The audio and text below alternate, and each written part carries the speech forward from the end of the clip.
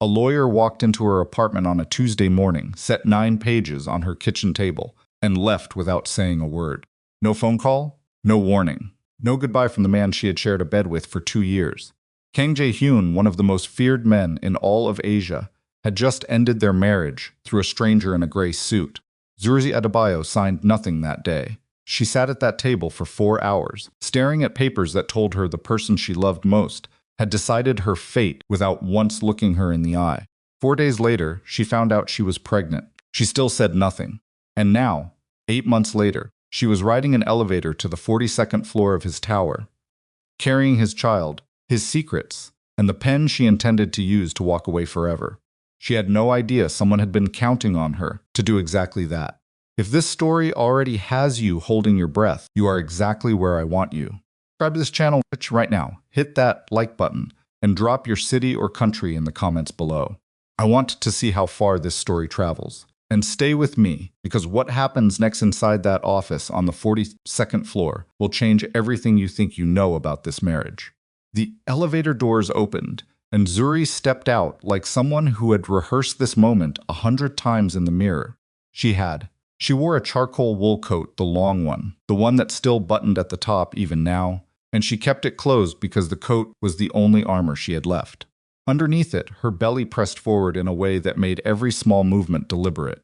8 months of carrying a secret. 8 months of deciding every single morning that today was not the day she would tell him. Today was finally the day she would tell him nothing. She was here for one reason: sign the papers, go home, raise her daughter in Atlanta near her mother and her aunts and the people who had never once handed her heartbreak through a legal document. The 42nd floor of the Kang Tower was not what most people imagined when they pictured a crime empire. There were no weapons visible, no men with hard faces stationed at every door. It looked, instead, like the headquarters of a company that expected to be taken seriously: polished stone floors, floor-to-ceiling windows overlooking the Seoul skyline, assistants moving quietly between glass offices, like they were paid to be invisible. And they probably were. A woman in a fitted black blazer met Zuri at the elevator. Her face was composed in a way that suggested she had been trained to show nothing. "Miss Adebayo, Mr. Kang is expecting you." Zuri almost corrected her. "Mrs. Kang," technically still, until she walked out of here with ink on those 9 pages. She didn't bother. "Thank you." The walk to his office was long enough to feel like a test. Her heels were low. She'd stopped wearing anything else around month 6, and they made a soft, precise sound against the floor that she focused on instead of her heartbeat. She was fine. She was absolutely going to be fine. The doors to his office were already open, which surprised her. Jae-Hyun never left doors open. He was a man who understood that space could be weaponized, that making someone walk through an open door instead of a closed one changed the power dynamic before anyone said a word. She walked through anyway. He was standing at the window. Of course he was. Kang Jae-Hyun was 41 years old, lean in the way that came from discipline rather than vanity, and he stood with the kind of stillness that most people spent decades trying to fake. He was wearing a dark suit without a tie, his one consistent concession to being human, and he did not turn around immediately when she entered. She had expected that too. What she had not expected was how much it would still cost her. 2 years. She had spent 2 years watching that posture from across rooms, from across arguments, from across the bed they shared in his Seoul penthouse and in her Atlanta townhouse and in a hotel in Tokyo where they had stayed an extra 3 days because neither of them wanted to go home yet. She knew exactly how those shoulders carried tension. She knew the precise angle of his jaw when he was deciding something. She knew the small tell in his left hand when something had genuinely shaken him. She knew this man, and he had mailed her 9 pages. Zuri. He said her name the way he always had, like it required full commitment from his throat, like he refused to let it be casual. She had once found that beautiful. Jae-Hyun. She kept her voice level. "I'm here to sign the papers." He turned then, and for a moment the briefest fraction of something she watched his composure arrive, a half-second late. Like it had to travel from somewhere far away to reach his face. "Sit down. We should talk. We should have talked 8 months ago." She did not sit. "Where are the papers?" Something moved behind his eyes. Not guilt, or not only guilt. Something more complicated than that. He gestured toward his desk, where a slim leather folder sat at the center with the exactness of something that had been placed there intentionally. She crossed the room, pulled open the folder, and picked up the pen from beside it. "You look well," he said. The words landed somewhere tender, and she refused to acknowledge them. "I am well, Zuri. I'm signing these and going home." She uncapped the pen. "You don't have to say anything. I have things I want to say." "You had 8 months." Her voice stayed even. She was very proud of how even her voice stayed. "I flew 14 hours. I'll be here for 30 minutes, and we can spend them productively, or we can spend them with you telling me things I didn't need to wait 8 months to hear. Your choice." Silence. Then she removed her coat. She didn't do it for drama. The office was warm, and she had been overheating since month 7, and she was tired, and she had a flight to catch, and she needed both hands to sign properly. She set the coat over the back of the chair beside her and turned back to the folder. She heard the exact moment he stopped breathing. She didn't look up immediately. She made herself draw one full breath, read the first line of the document, and only then did she raise her eyes. Kang Jae-Hyun was staring at her, not at her face, at the place where her coat had been, at the undeniable, impossible to misread fact of her. 8 months, the curve of her, the weight she carried. The life she had been growing for 8 months, without a single word to the man who stood 10 feet away from her, looking like someone had just knocked the floor out from under him. She had imagined this moment. She had imagined it with anger, with satisfaction, with grief, with a kind of cold, surgical detachment. She had played out every version. She had not imagined his face looking like that, like something in him had just cracked open. His voice failed him. The man who had ordered people's fates without blinking stood in his own office and could not complete the sentence. Zuri held his gaze. She had promised herself she would not make this easy, and she had also promised herself she would not be cruel, and the only thing she could do was tell him the plain truth. "Yes," she said, "she's yours." The silence that followed lasted maybe 4 seconds. It felt like something geological, and then the door burst open. The man who came through it was Park Sung-jin, Jae-Hyun's head of security, not Dae-sung, who ran intelligence, but Sung-jin, who ran the bodies. And the fact that it was Sung-jin in person, rather than a message on a phone, told Zuri that whatever was happening was not a small thing. Sung-jin's voice was controlled in the specific way that trained people controlled their voices when the situation was not controlled at all. His eyes went to Zuri and then back to Jae-Hyun with something she couldn't fully read. "We have a situation." "Not now," Jae-Hyun said. The words came out rough, still not fully himself. "Sir, I'm sorry." She was followed. Sung-jin's jaw tightened. "We've had 3 surveillance teams on her for the last 4 weeks. At least 3 different organizations. She's been tracked since she landed at Incheon this morning." The air in the room changed. Zuri felt that particular shift in pressure that happened when people around her suddenly became a different kind of alert. She had been married to this world long enough to recognize it, even if she had never fully belonged to it. "What are you?" she started. Then something hit the window. Something slower, heavier. It struck the reinforced glass and left a spiderweb of fracture lines, spreading from a center point. And for 1/2 second, everyone in the room simply stared at it, because it was the kind of thing that the rational mind refused to process immediately. Then Jae-Hyun was moving. He crossed the office in 4 strides, and what happened next was so fast and so completely contrary to the image she had built of him over 2 years that her brain registered it almost cinematically. He took her arm, not harshly, but with the total certainty of someone who had already made every calculation, and he pulled her toward the wall behind his desk. "Do not argue with me," he said. "Not right now. I wasn't going to panel." He pressed something she couldn't see, and a section of the wall opened an actual hidden passage. Because of course there was, because nothing about this man was ever uncomplicated, and he guided her through it with one hand at her back and one already on the phone in his pocket. She went, not because he told her to.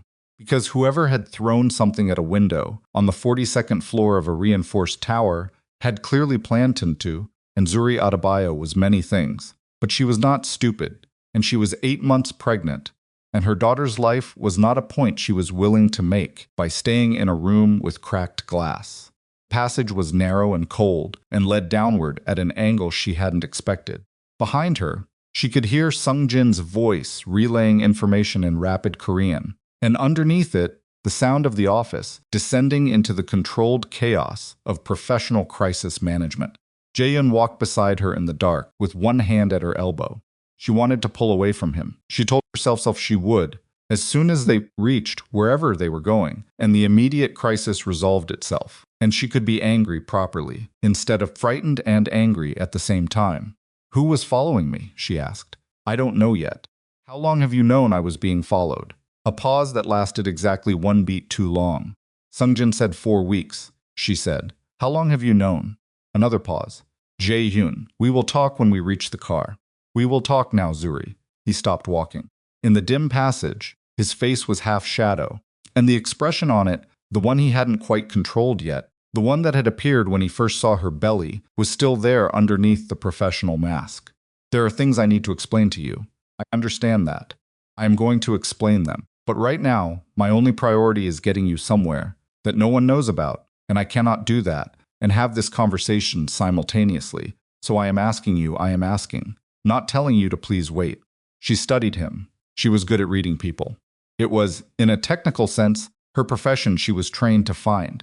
The places where numbers didn't line up, where stories had gaps, where the version people presented had things hidden underneath it. She had applied that skill to every conversation she'd had with him since she landed in Seoul this morning, looking for the version of him she didn't know. What she saw in his face right now was not a man managing her. It was a man who was scared. Not for himself. "Fine," she said. "We walk." They kept moving. The passage opened into a parking level she had never known existed. 3 black vehicles were already running, and the people standing beside them looked like they had been expecting exactly this, like the emergency had a protocol and the protocol was already in motion. Jae-Hyun opened the rear door of the middle vehicle himself. She got in. He got in beside her. And as the convoy began moving through tunnels she couldn't map, Zuri sat with her hands folded over her belly and thought about the fact that she had come to Seoul to sign 9 pages and close a door, and instead she was underground, moving through the city with the man she'd to divorce, being driven away from a building where something had just hit the window on the 42nd floor. Somewhere, in the place between her ribs, where she kept things she hadn't processed yet, she thought about the 4 days between the lawyer at her kitchen table and the pregnancy test in her bathroom. About every morning since then, when she had reached for her phone and not called him. About all the reasons she had told herself it was the right decision. None of them felt as clean as they had in Atlanta. Car turned. The tunnels gave way to road. Seoul's gray winter light filtered through the tinted windows, and Jae-Hyun sat beside her without speaking, which was so precisely like him that it almost made her laugh. "Almost, you knew," she said. "Not a question." "I suspected," he said. "There were indicators." Dae-sung was tracking certain movements. Min Se-sung, the name flatly. "Your head of intelligence." "Yes." "How long has he been tracking movements around me, specifically?"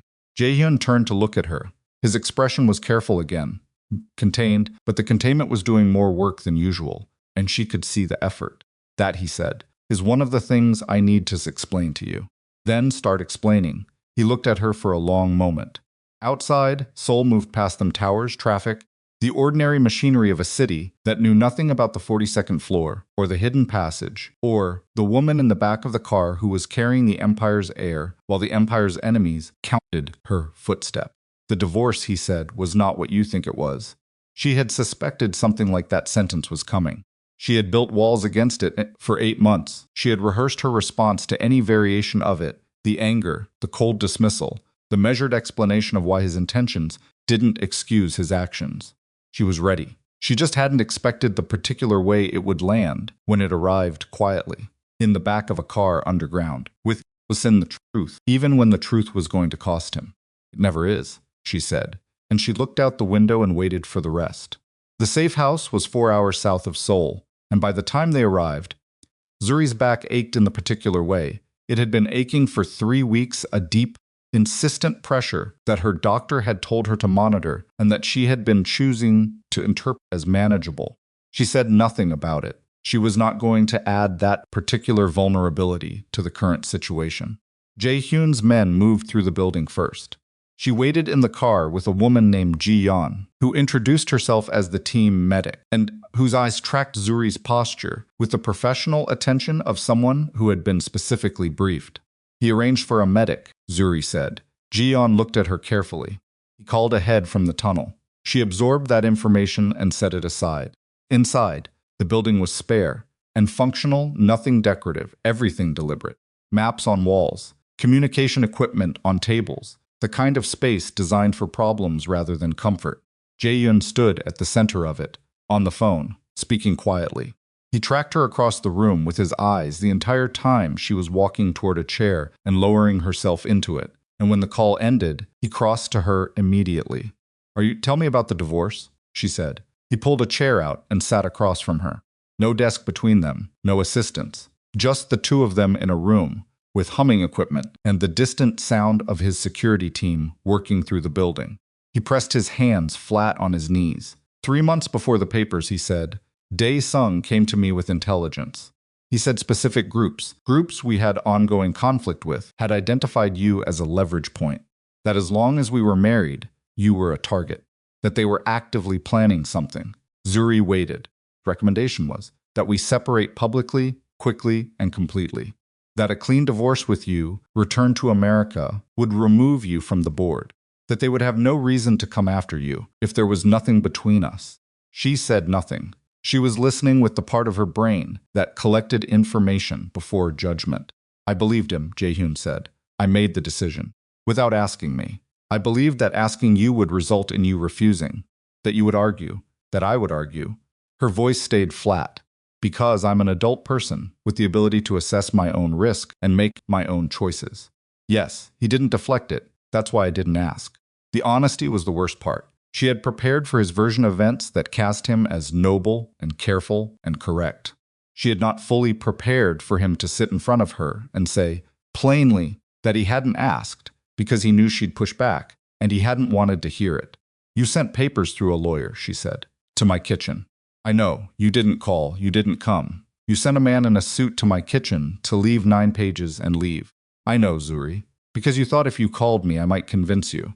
And you didn't want to be convinced. The muscle in his jaw moved. Yes. She exhaled slowly. Her daughter shifted inside her, a small, rolling pressure that had become familiar over months, the presence that had complicated every decision she'd made since October. She pressed her palm against her side instinctively. Jae-Hyun's eyes went there. He stopped himself from reaching out. She could see the exact moment he stopped himself. Did Dae-Sung know? She asked. When he came to you with his intelligence, did he know I was pregnant? No, I didn't know you were pregnant. I know you didn't. She met his eyes. I'm asking about Dae-Sung. Did he know? Something shifted in his expression. Small, cold thing. Why are you asking that? Zuri reached into the bag she'd been carrying since she walked into his tower, the one that held her tablet, her drives, and the files that had been keeping her up at 3 in the morning for the last 4 months. Because, she said, I have been doing my job, and I need you to look at something. She opened the tablet and set it on the table between them. The numbers on the screen were the kind that told stories, not exciting ones. Not the kind people outside her profession ever wanted to read, but the kind that, if you knew how to follow them, revealed the exact shape of a betrayal. I found this before the divorce, she said. I found the beginning of it. Shipping companies connected to your organization were bleeding money through shell structures in 3 jurisdictions. Small amounts at first, then larger. He was looking at the screen. His expression had become very still. I thought it was a bookkeeping problem, she said, or an external intrusion. I was in the process of tracing it when she stopped. When the lawyer came, when everything stopped. When she had spent 4 days in shock and then found out she was pregnant and made a different calculation about what mattered most. I kept working on it from Atlanta. You kept working on it. I'm a forensic accountant, Jae-Hyun. The numbers were wrong. Couldn't stop seeing that they were wrong. He looked up from the screen. The expression on his face was not one she had seen from him before, or not exactly. It was something adjacent to the look he'd had when he first saw her belly. Kind of reckoning, arriving ahead of his ability to prepare for it. Timeline, she said. Look at when the extractions start accelerating. She scrolled to the relevant section. And look at when Dae-Sung came to you with his intelligence about the threat to me. He looked. She watched him understand. They match, he said. Almost exactly. The room was very quiet. Somewhere in the building, a door closed. A radio crackled briefly. Zuri watched the man who had ordered her divorce sit with the possibility that the person who had advised him to do it had not been protecting anyone. The surveillance team's following me today, she said. 3 different organizations, Sung-jin said. Yes. What if they weren't enemies? He looked at her. What if someone needed me to come to Seoul, she said. What if the divorce was the first move, and my showing up to sign the papers was the second? The silence that followed was a different kind than the ones before it. This one had a future in it, a very complicated, very dangerous future. And Kang Jae-Hyun, who had spent 20 years being the most prepared person in every room, sat across from the woman he had sent papers to through a lawyer, looked at the numbers she had been tracking for 8 months from an apartment in Atlanta, and understood that whatever had been built around them, without their knowledge, it had started long before today. And someone, somewhere, had been counting on both of them, arriving in that tower at exactly the same time. His phone buzzed. He looked at the screen. He looked at Zuri. Daesung is in the building, he said. Her fingers tightened on the tablet. Then she said, I think it's time to ask him some questions. Daesung walked into the safe house like a man who had nothing to apologize for. That was the first thing Zuri noticed. Not his posture exactly, it was controlled, measured, the walk of someone trained to move through hostile rooms without showing cost.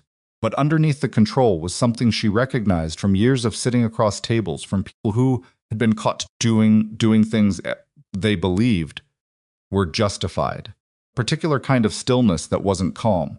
That was calculation. She had seen it in boardrooms, in deposition rooms, in the faces of CFOs who had been moving money for years and had prepared extensively for the moment someone finally asked them about it. She said nothing. She kept her hands folded on the tablet and watched him come through the door. Jae-Hyun stood at the far side of the room. He had not moved since the phone call. He was doing the thing he did when he was most dangerous, becoming very, very quiet.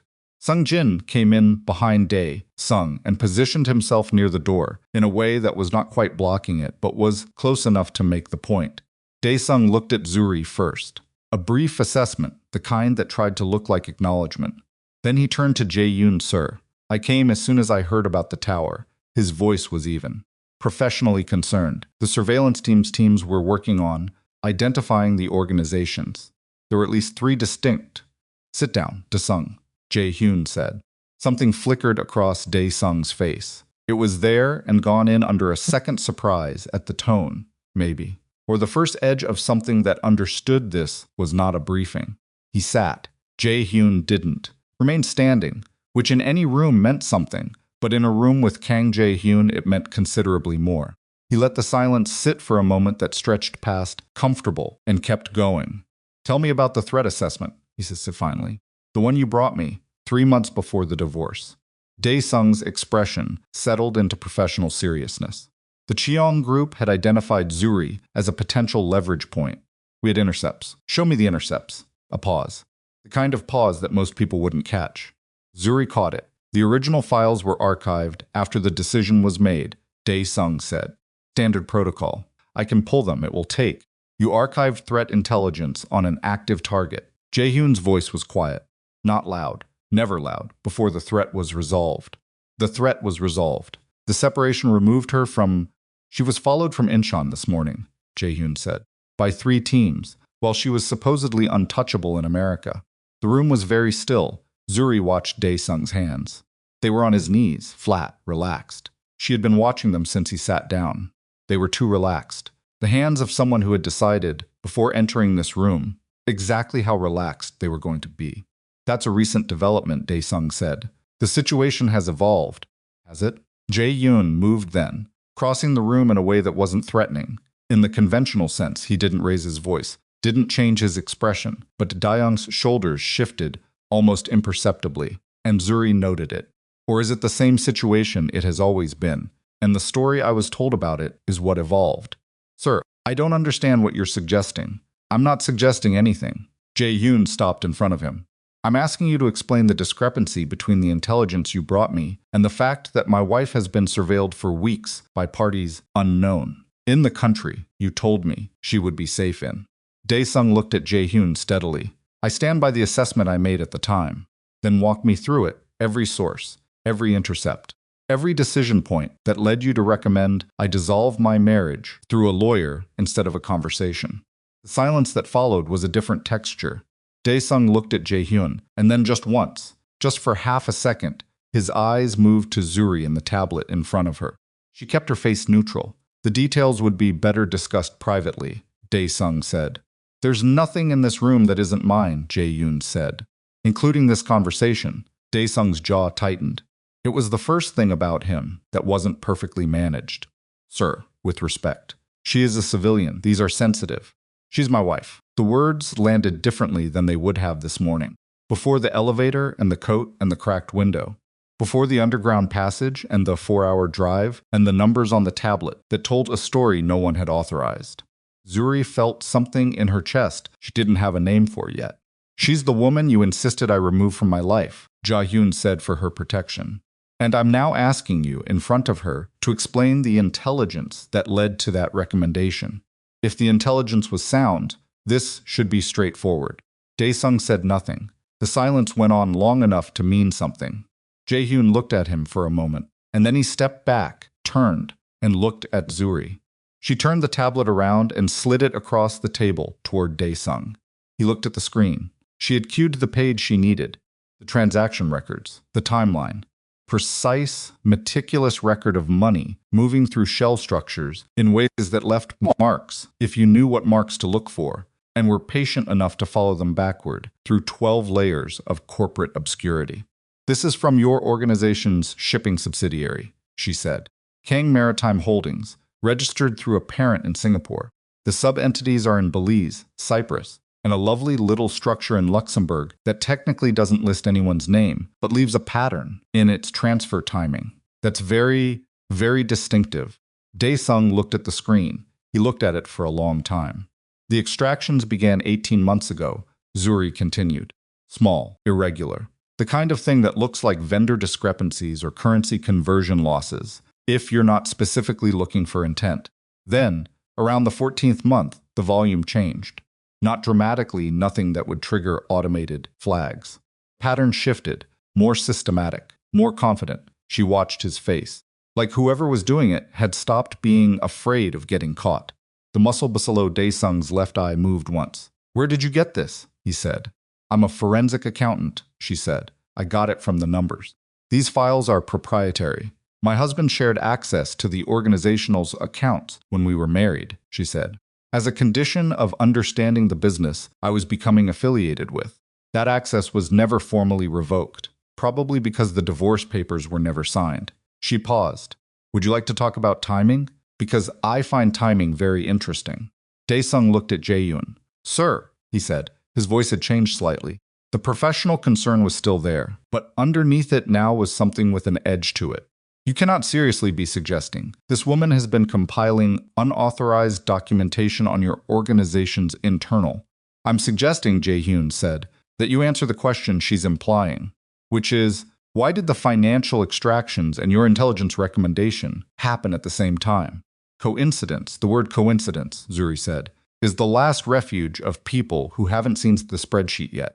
Dae-sung stood up. It was not an aggressive movement, he was too controlled for that, but it was a statement. The choice to stand when everyone else wanted him sitting. I have served this organization for 14 years, he said. His voice was quiet now, quieter than before.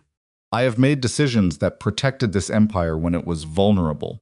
I have made sacrifices. Sacrifices. Jae-Hyun repeated the word without inflection.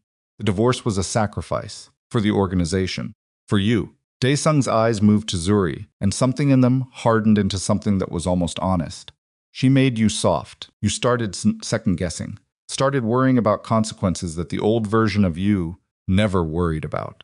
I watched you change, and I watched the organization pay the price for it. The room held that. Zuri kept very still, not because she was afraid, because she understood that what Dae-sung had just said was the most truthful thing he had likely said in this building in a long time. And the truth, even when it was ugly and self-righteous, and wrapped in 14 years of loyalty that had curdled into something else, was still worth listening to completely.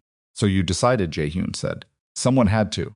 You decided that I had become incapable of running my own organization, and that the solution was to manufacture a threat, convince me to divorce my wife, and use the chaos of that process to extract. He paused. The calculation behind his eyes was working. How much, Zuri? She had the number ready. She had been carrying it for months. As of the last records I could access, approximately $230 million across 7 accounts in 4 jurisdictions. The room took that in. Sung-jin moved slightly near the door.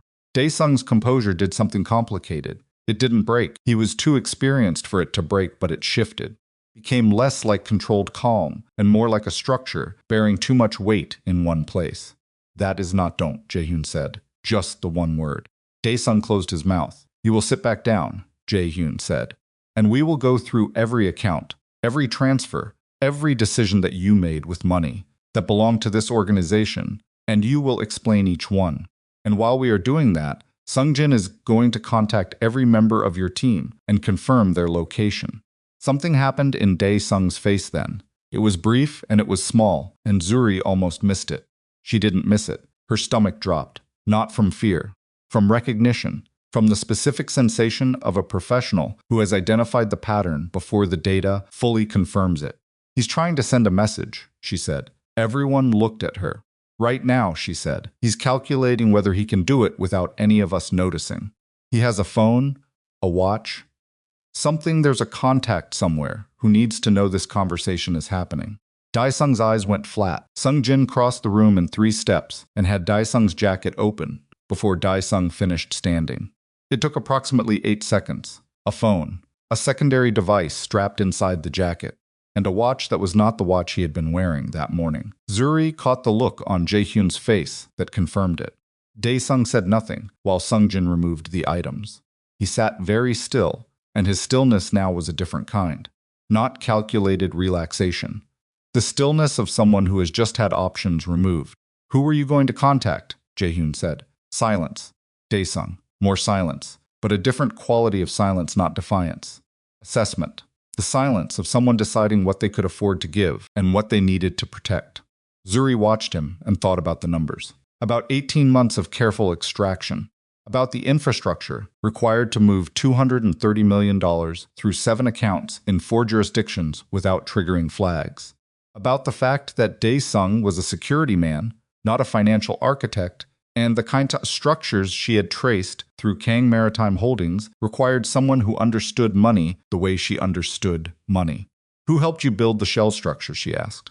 Dae-sung looked at her. It was a direct look, longer than any of the glances he had given her since entering the room. The look of someone reassessing an opponent they met. You're very good, he said. I know, she said. Who helped you? He said nothing for a long moment. His eyes moved to Jae-hyun, and in that look, there was something that might have been, in a different version of this man, something like grief, remnant of whatever loyalty had existed before it had been redirected into something else.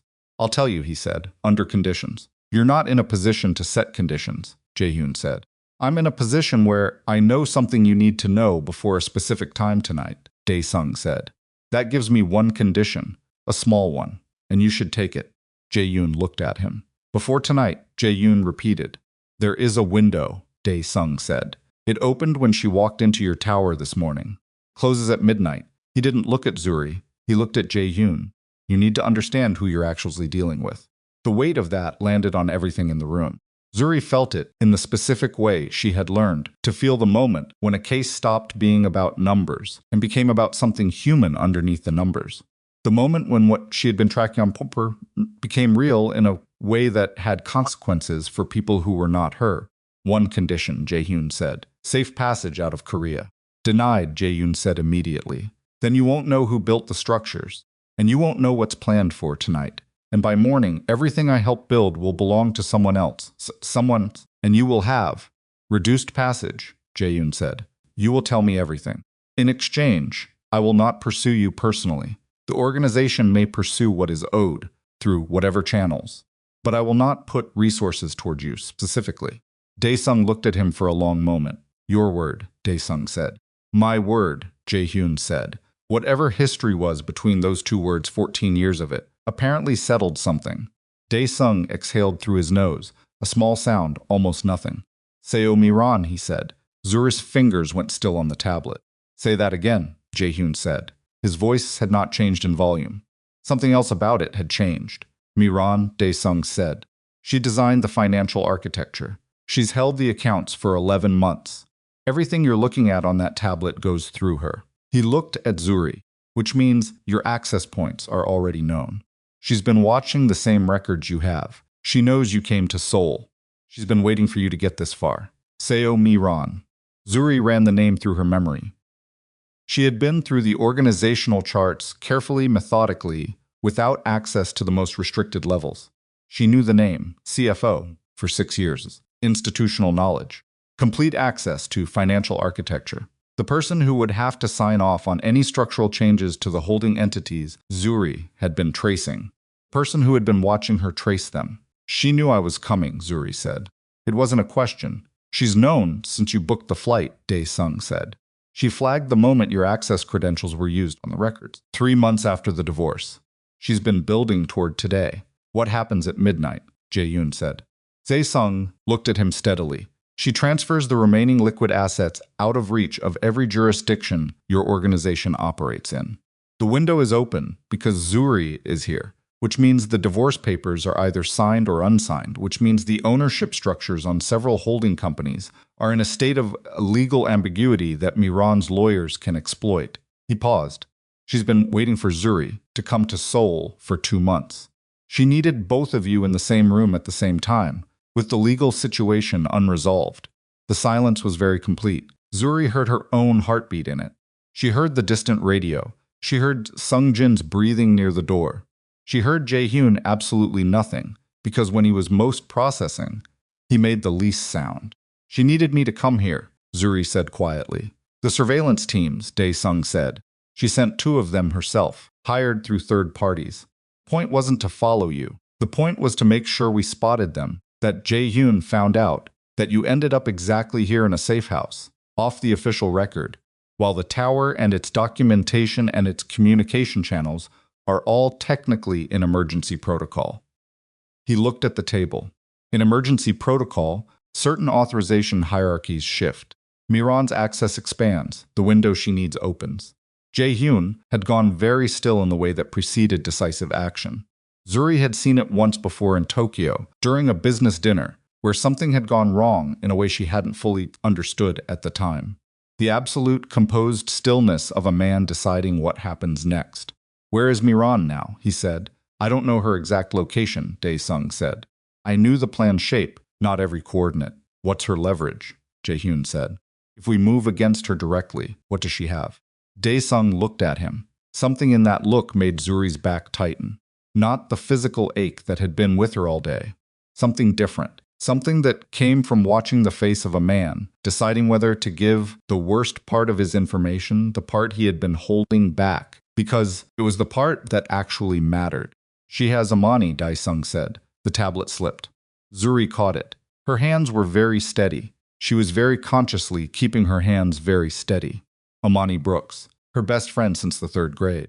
The woman who had flown to Seoul 2 days ago, because Zuri had called her at midnight 6 weeks ago, said, I have to go back to sign the papers, and I don't want to do it alone. And Amani had said, book me a ticket, without a single follow-up question, the way she had always done everything in their friendship, without negotiating, without conditions. Amani, who had been sightseeing yesterday while Zuri prepared herself for this morning. Imani, who had texted her at 8 a.m. to say good luck, call me when it's done, I'll have wine ready. Zuri had not heard from her since. She had been so caught in the machinery of the last several hours that she had not registered the silence from Imani. She registered it now. When, she said. Her voice was even. She was very carefully making her voice even. This morning, Dae-sung said, before you arrived at the tower, Mi-ran needed insurance, in case things moved faster than planned. Zuri looked at Dae-sung, and she did not make any of the faces she was capable of making in this moment. She did not allow herself the expression that wanted to arrive. She looked at him with the same steadiness she used when she sat across from men in suits who had stolen money from people who trusted them. Is she alive? Zuri said. As of 2 hours ago, Dae-sung said. Mi-ran needs her alive. She's collateral, not a target. Where? Jae-hyun said. His voice had changed, not much. Enough. I genuinely don't know, Dae-sung said. Mi-ran kept that separate from everything she shared with me. I know the direction. Busan. There's a facility there she uses for logistics. Dockyard area. Jae-hyun looked at Sung-jin. One look. Sung-jin was already moving. Zuri sat very still for a moment, and she let the information settle into the places where information had to go before she could act on it. Imani, who had come to Korea because Zuri had asked, who had no part in any of this, no connection to the empire, no access to financial records, no stake in the outcome of a divorce or a conspiracy, or $230 million moving through 7 accounts, who was somewhere in Busan because she had said, "Book me a ticket without conditions." The physical ache in Zuri's back sharpened. She breathed through it. She was not going to mention it. Not now. Miran will make contact, Dae-sung said. She'll want the authorization codes. Yours. Specifically, there are 3 holding companies that require your direct codes to unlock the largest accounts. She'll want Zuri's drives. Jae-Hyun turned. What drives? He said. He wasn't asking Dae-sung. Zuri set the tablet down. She unzipped the side pocket of her bag and removed a slim black drive and set it on the table next to the tablet. The trace I built, she said. It's not just in the records. It's compiled, organized, with the access keys to cross-reference the accounts against the jurisdictional compliance systems.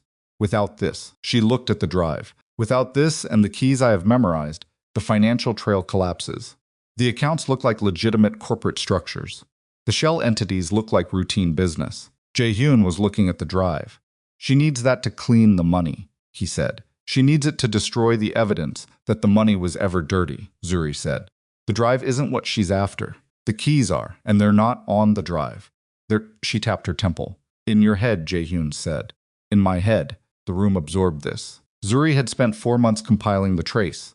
4 months of working at 3 in the morning while her daughter moved inside her, and the Atlanta apartment was quiet, and she had told herself she was doing it because she was a professional, and the numbers were wrong. And wrong. Numbers were her specific, personal problem to solve.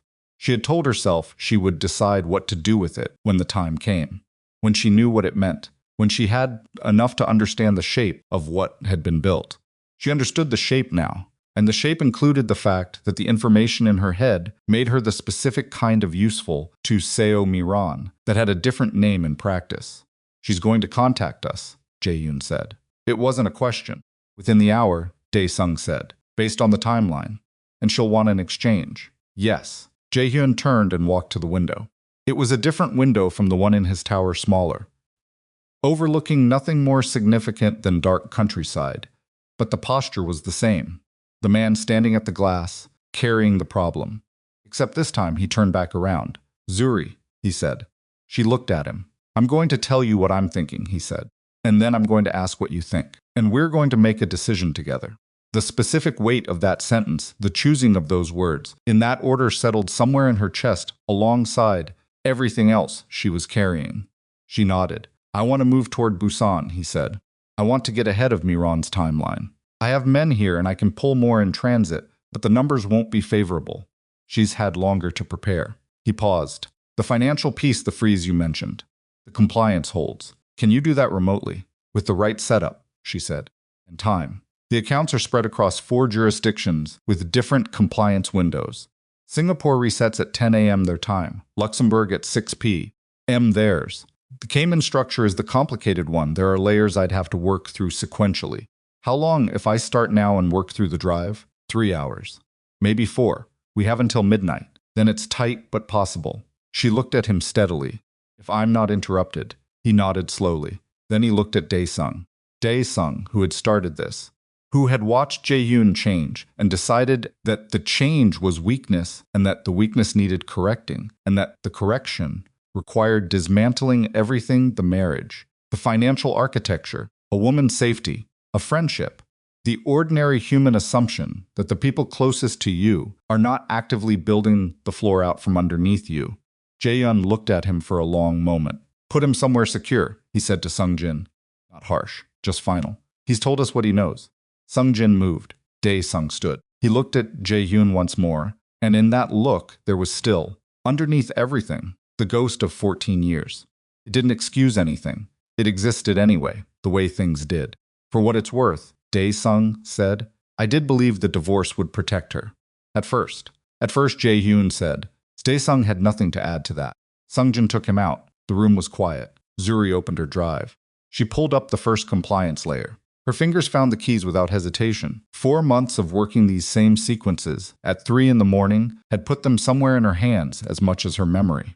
Zuri Jae-Hyun said. She looked up. He was standing in the same room, in the same building, in the same crisis, but something about the way he was looking at her was different from every other look he had given her today, and she couldn't fully account for what was different about it, except that it felt, for the first time since she stepped out of the elevator, like he was not managing the situation. He was just looking at her. "I'm going to get her back," he said. Imani. She believed him. She wasn't certain she should, but she did. "I know," she said. "And when this is finished, one thing at a time," she said. "Let me work." He let her work.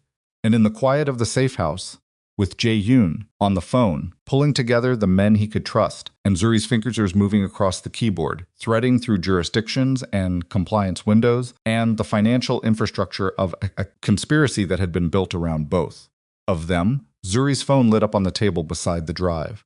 Unknown number. She looked at it. She looked at Jae-Hyun. He crossed the room, and they both looked at the screen. She answered on speaker. The voice on the other end was smooth, unhurried, and spoke in English with the particular confidence of someone who had waited a long time for this call and had no reason to be nervous about it. "Zuri," said Seo Miran, "I've been looking forward to speaking with you properly. Your work is genuinely impressive. I mean that." A brief pause. "I also have your friend. She's uncomfortable, but she's fine. She'll stay that way as long as tonight goes smoothly." Another pause. "You know what I need. I know what you have. I think we both understand how. Simple this. You know what I need. I know what you have. I think we both understand how simple this can be." Zuri did not look at Jae-Hyun. She kept her eyes on the phone on the table, and she kept her breathing steady. And she thought very carefully about the word simple and the specific kind of person who used it in a situation like this. Simple meant Miran had already decided how tonight ended. Simple meant she had run the variables and concluded that her position was strong enough to offer ease as a courtesy rather than a negotiation. Simple meant she was not afraid. "Put Imani on," Zuri said. Pause. Not hesitation calculation. The brief assessment of whether granting this would cost anything. "One moment," Miran said, shuffling, then breathing. Then a voice that Zuri had known since she was 8 years old, and the specific texture of it slightly rough, slightly too controlled. The voice Imani used when she was frightened and refusing to perform it hit Zuri somewhere below the sternum. Z, just the one letter. Imani's name for her since 3rd grade. "I'm here," Zuri said. "Are you hurt?" "No." A breath. I'm okay. I'm in some kind of warehouse. I can hear water." Another breath. "I'm sorry, I don't know how." The line shifted back. "Satisfied?" Miran said. "What are your terms?" Jae-Hyun said. His voice was flat, professional. The voice he used when emotion was a liability he couldn't afford. "The exchange is simple." Miran's tone didn't change at the sound of his voice. She had expected him to be there. That by itself told Zuri something. Jae-Hyun provides the authorization codes for the 3 holding companies. Zuri brings the drive and the access keys. We meet at a location I will provide at 11 p.m. Your friend walks out. You walk away. The transfer completes, and whatever we each do afterward is our own business. "You'll disappear," Jae-Hyun said. "I've earned the right to," Miran said. And for the first time there was something in her voice that wasn't professional, something that had been carried a long time. 11 p.m. I'll send coordinates at 10. Don't bring more than a security detail. I'll know if you do, and your friend will have a very bad final hour. Another pause. Zuri, don't spend the next few hours trying to freeze the accounts. I have contingencies for that. Just come. The call ended. The room was very quiet. Zuri sat with her hands on the keyboard she had not been typing on since the phone rang, and she thought about Miran's voice saying, "Don't try to freeze the accounts," and the specific confidence behind it. The confidence of someone who believed she had already closed that door. "She has access to the compliance systems," Zuri said. Jae-Hyun looked at her. "She's been watching my access points," Zuri said. "She knows which accounts I've been tracking. She has someone inside at least one of the jurisdictional compliance offices, or she has a parallel access that can override holds." She looked at the drive. "She told me not to try because she has a counter move ready, which means she's been preparing for the possibility that I would try. Can you work around it?" Jae-Hyun said. "I don't know yet." She said it plainly. Not apologetically, there was no room for that, but without dressing it up. "I need to know more about what she has access to before I can know whether there's a path she hasn't blocked." Jae-Hyun nodded once. He picked up his phone and stepped away from the table, and she could hear him speaking quietly to Sung-jin about the Busan facility, about pulling men who could be in position before 11, about the particular logistics of a dockyard in the dark. Zuri turned back to the drive. She worked. She worked the way she always worked when the situation was bad, methodically, without panic, following each thread to its end before picking up the next one. She had learned this from a professor in her second year at university, who had told her that forensic accounting was not about being the smartest person in the room, but about being the most patient, because the money always left a trail, and the trail always had an end, and the only way to miss it was to start running before you knew which direction to run in. She was not going to start running. 40 minutes into the work, she found the first contingency. It was elegant. She would give Miran that. The structure she had built around the Luxembourg account was layered in a way that meant any compliance hold Zuri triggered would bounce against a legitimate corporate filing that had been submitted 8 weeks ago, before Zuri had even booked her flight to Seoul. The filing created a legal ambiguity around the account's beneficial ownership that would delay any hold by a minimum of 72 hours. She had filed it 8 weeks ago. Zuri sat back and looked at the ceiling. She had been maneuvered. Not today, not just today. The maneuvering had started the moment Miran identified Zuri's access to the records 3 months after the divorce. Every step Zuri had taken since then, every thread she had pulled, every layer she had traced, Miran had watched it and built walls around it. The trap was not tonight's exchange. The trap had been Zuri's investigation itself. She turned that over in her mind and let herself sit with the full weight of what it meant.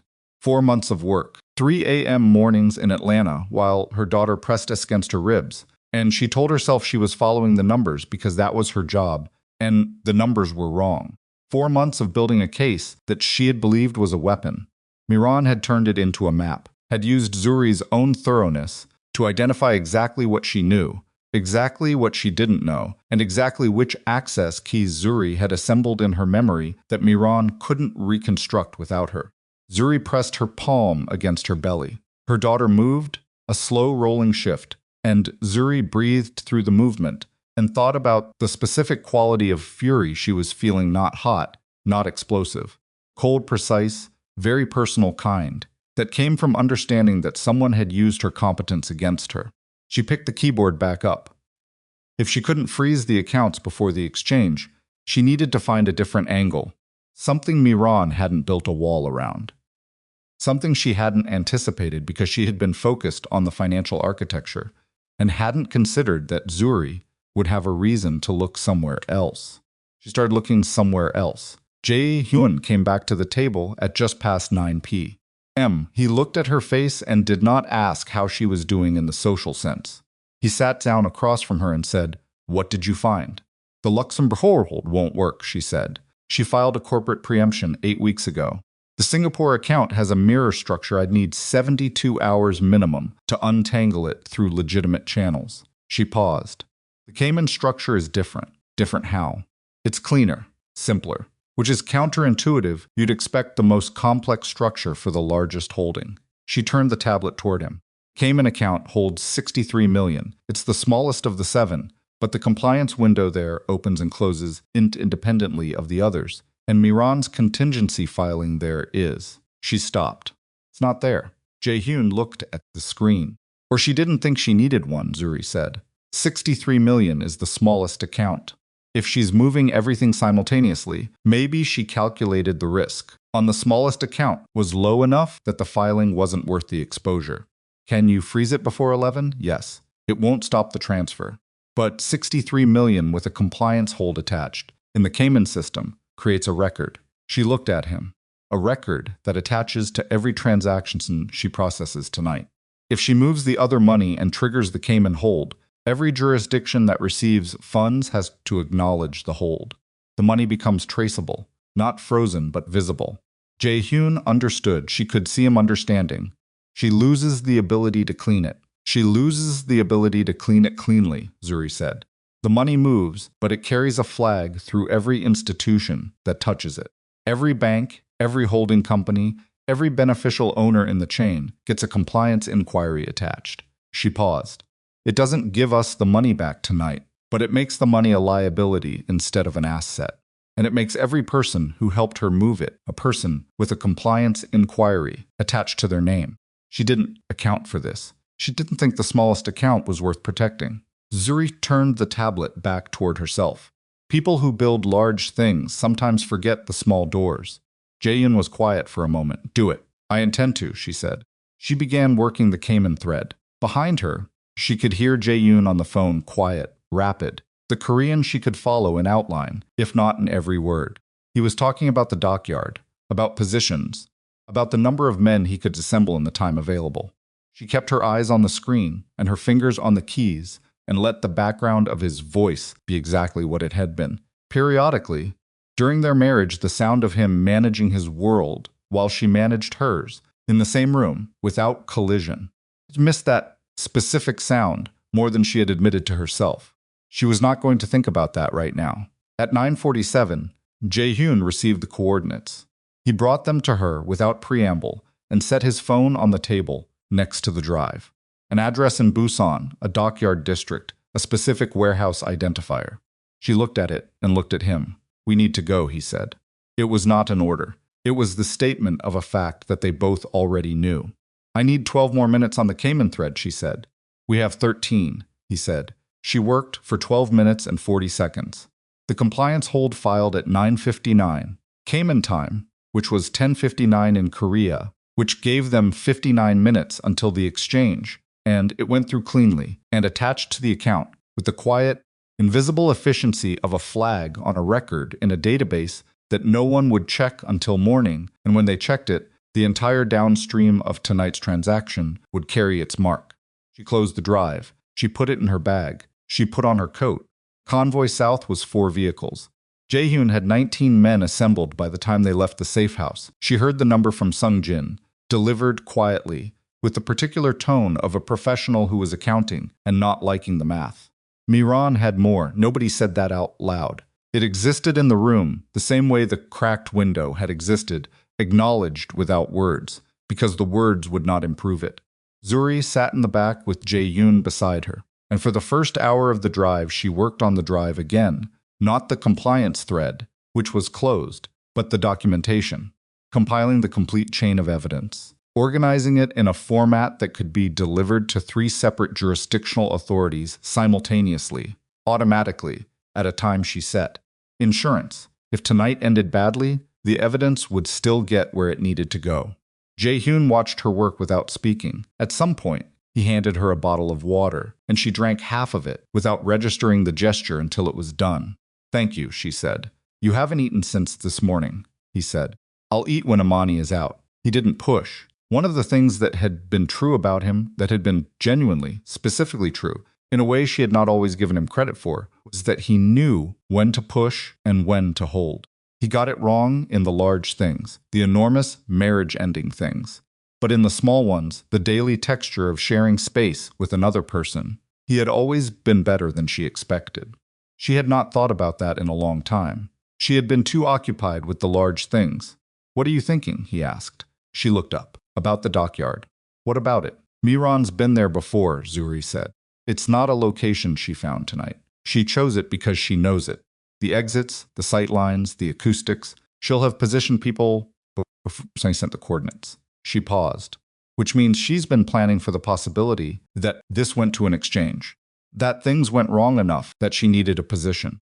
She planned for everything, Jae-Hyun said. She planned for the version of you that operates the way you used to operate, Zuri said. Dae-sung said it. She built her strategy around the old version, the one who would respond to a threat operationally, who would show up with more people, more force, more resources.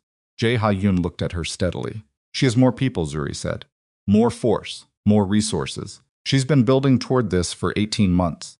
On those terms she wins. She held his gaze. So we don't play on those terms. What terms do we play on? She needs 2 things from us. Your codes and my keys. She has leverage in Amani. The exchange only works if both things are present. She looked at the window, the dark outside, the road, the distance closing between them and Busan. What if one of the things she needs isn't where she expects it to be? He thought about that. She's expecting you to arrive, with the drive and the keys memorized, he said slowly. She's expecting me to arrive because Amani is inside, and I won't leave Amani in there, Zuri said. She's right about that, but she's assuming that because I'll show up, everything she needs comes with me. And if the keys aren't with you, they are with me, Zuri said. They'll always be with me. She can't get them any other way. She looked at him, but she doesn't know I've already used them. The Cayman hold. Jae-Hyun understood the shape of what she was saying. She watched him work through it, the stillness he got when he was calculating, the way his eyes went to the middle distance before coming back to her face. If the Cayman hold is already filed, he said, the keys have already done their most important work. The hold is active, she said. It doesn't matter anymore whether she gets the keys or not. The damage to her network is already done. She'll discover that, eventually, not immediately. The hold files quietly and attaches invisibly until a human at the compliance office processes it. She paused, which gives us a window where she believes she still needs me the same way she did an hour ago. And during that window, Zuri said, the leverage calculation changes. She needs me. I believe she needs me the same way she needed me at 10p. But she needs me slightly less than she thinks. And that she stopped. A sound that was almost a laugh, tired and dark. That's not much, but it might be enough. Jae-Hyun looked at her for a moment. When did you plan this? He said. 11 minutes into working the Cayman thread, she said. The hold was always the plan. The rest of it I worked out while you were on the phone about positions. He was quiet. You're not the only one who manages a situation, she said. Something moved in his face. Not quite a smile. Something quieter than that. The convoy pulled to a stop 20 minutes outside Busan. Sung Jin came to the window. He spoke to Jae-Hyun rapidly, and Jae-Hyun listened and then turned to Zuri. He's going to take the team ahead to establish positions before we arrive, he said. We'll follow in one vehicle when they're set. She nodded. Zuri. Sung Jin looked at her through the window with the measured expression of a man making a professional's assessment. There's something you need to know before we go in. Something in his voice. She straightened. What is it? Jae-Hyun said. Sung Jin looked at him, and then at Zuri, and she understood that whatever he was about to say had been weighed, and that the weighing had been difficult. We ran the warrant list on the dockyard facility, Sung Jin said. Miran's logistics hub, standard intelligence sweep before we move on a position.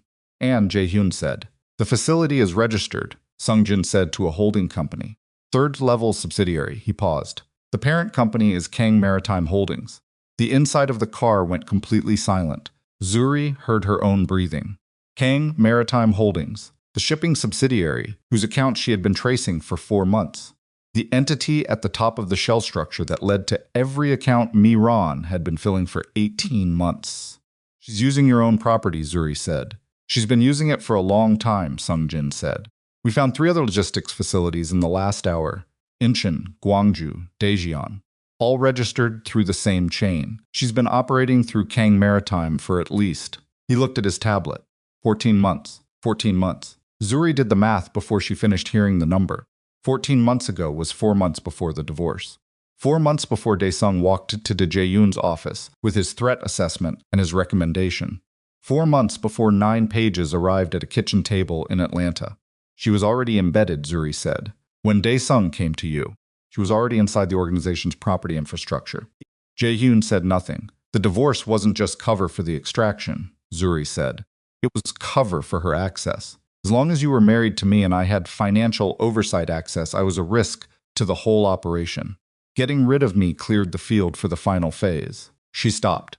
The cold in her chest had a specific quality now, not shock, because she had been following this logic for hours. But the particular feeling of arriving at the end of a trail and finding that the end was worse than the trail had suggested. She was running her operation through your own infrastructure. Every compliance inquiry that came in went through your legal team. Every flag got managed from inside, meaning, Jae-Hyun said, that my organization's legal structure has been covering her tracks. For 14 months, she said. Sung Jin waited. Jae-Hyun sat in the stillness of that for a long moment. Outside, the convoy had pulled to the side of the road, and the night was very dark, and somewhere ahead was a dockyard facility, where Imani was waiting, and Miran was positioned, and the clock said 41 minutes until 11p. There's more, Sung Jin said. Zuri looked at him. He looked at Jae-Hyun. The 9 men we confirmed in the dockyard, 2 of them are ours. Were ours. Jae-Hyun said. They were reassigned 6 months ago to a subsidiary security detail, Sung Jin said, through a personnel order that went through Dae Sung's office. He paused. They've been working for Miran since then. She has 2 of our people inside. Jae-Hyun exhaled through his nose, just that. One controlled breath. Zuri looked at him and saw what the calculation cost, not the tactical problem, which was serious, but the human one. 14 years with Dae Sung, 6 years with Miran. The infrastructure of trust that it took to build an organization of that size and complexity, the decision to believe in people, because the alternative was paralysis, and the specific weight of finding out that the belief had been used as raw material. She knew something about that weight. She did not say so. The moment. 19 men, Jae-Hyun said. 2 who can't be confirmed. He looked at Sungjin. 17, Sungjin confirmed. Against 40 or more, Jae-Hyun said. In her facility. On her terms. Using our own property.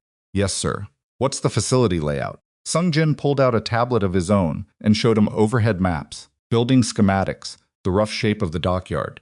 Zuri looked at it, over Jae-Hyun's arm, studying the distances, the warehouse entrances, the water line. She thought about what she knew that Miran didn't know yet. The Cayman hold, the documentation filed to deliver automatically. Keys already used. She thought about what Miran knew that they hadn't fully processed.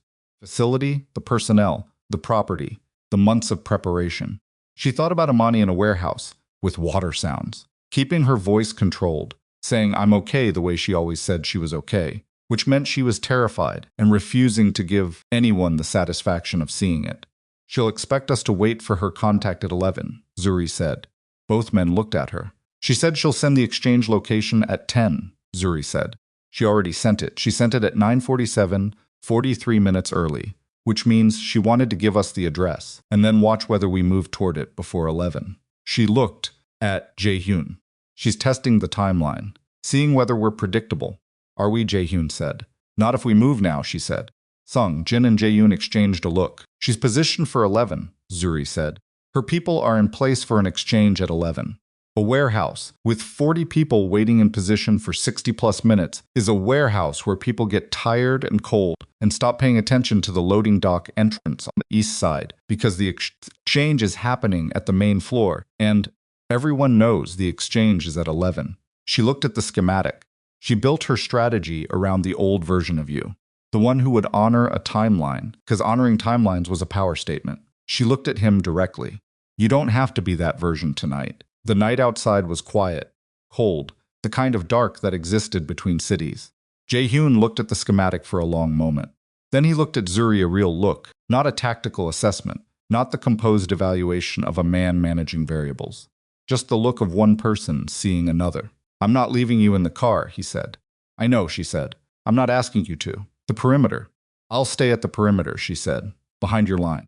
Not inside until Amani is out. She held his gaze. But I'm not waiting in a vehicle a mile away while my best friend is in that building. We've established that I make my own decisions. Something in him settled. Not surrender recognition. Yes, he said. We have. He turned to Sung Jin and began giving instructions in rapid, quiet Korean. And Sung Jin was already on his radio. And the convoy that had been still beside a dark road outside Busan began to move again, reorganizing itself with the quiet efficiency of people who had been trained for exactly this kind of problem. Zuri checked her drive, checked the automatic filing schedule on her tablet, set a secondary trigger on the documentation package. Then she put the tablet away and sat with her hands on her belly in the back of the car and let herself feel for exactly 30 seconds the full weight of what the night was. Amani in a warehouse, 40 armed people between them. 17 men she could account for on their side. Conspiracy built over 18 months through an organization she had married into and never quite belonged to. A man beside her who had sent her divorce papers and who was now reorganizing his assets in the dark to go get her best friend back. And somewhere in a Busan dockyard, a woman who had planned everything with great precision, except for the one variable she had never fully considered. That Zuri Adebayo was not collateral, that she was not a leverage point, or an access key, or a compliance risk to be managed. That she was, in fact, the most dangerous person in this particular problem, not because of the drive or the keys or the 4 months of forensic work, but because she had been underestimated from the beginning and underestimated people with detailed knowledge and very specific fury had a way of. Part 4 của kịch bản điện ảnh này được triển khai với dung lượng viết đủ 4,505,002. Bắt đầu trực tiếp từ điểm kết thúc của Part 3, trọng tâm tuyệt đối là cao trào bùng nổ, the peak of action and stakes. Mọi mâu thuẫn từ các phần trước giờ đây hội tụ thành một cuộc đối đầu trực diện không khoan nhượng. Nhịp điệu kịch bản phải cực kỳ dồn dập, căng thẳng đến mức nghẹt thở.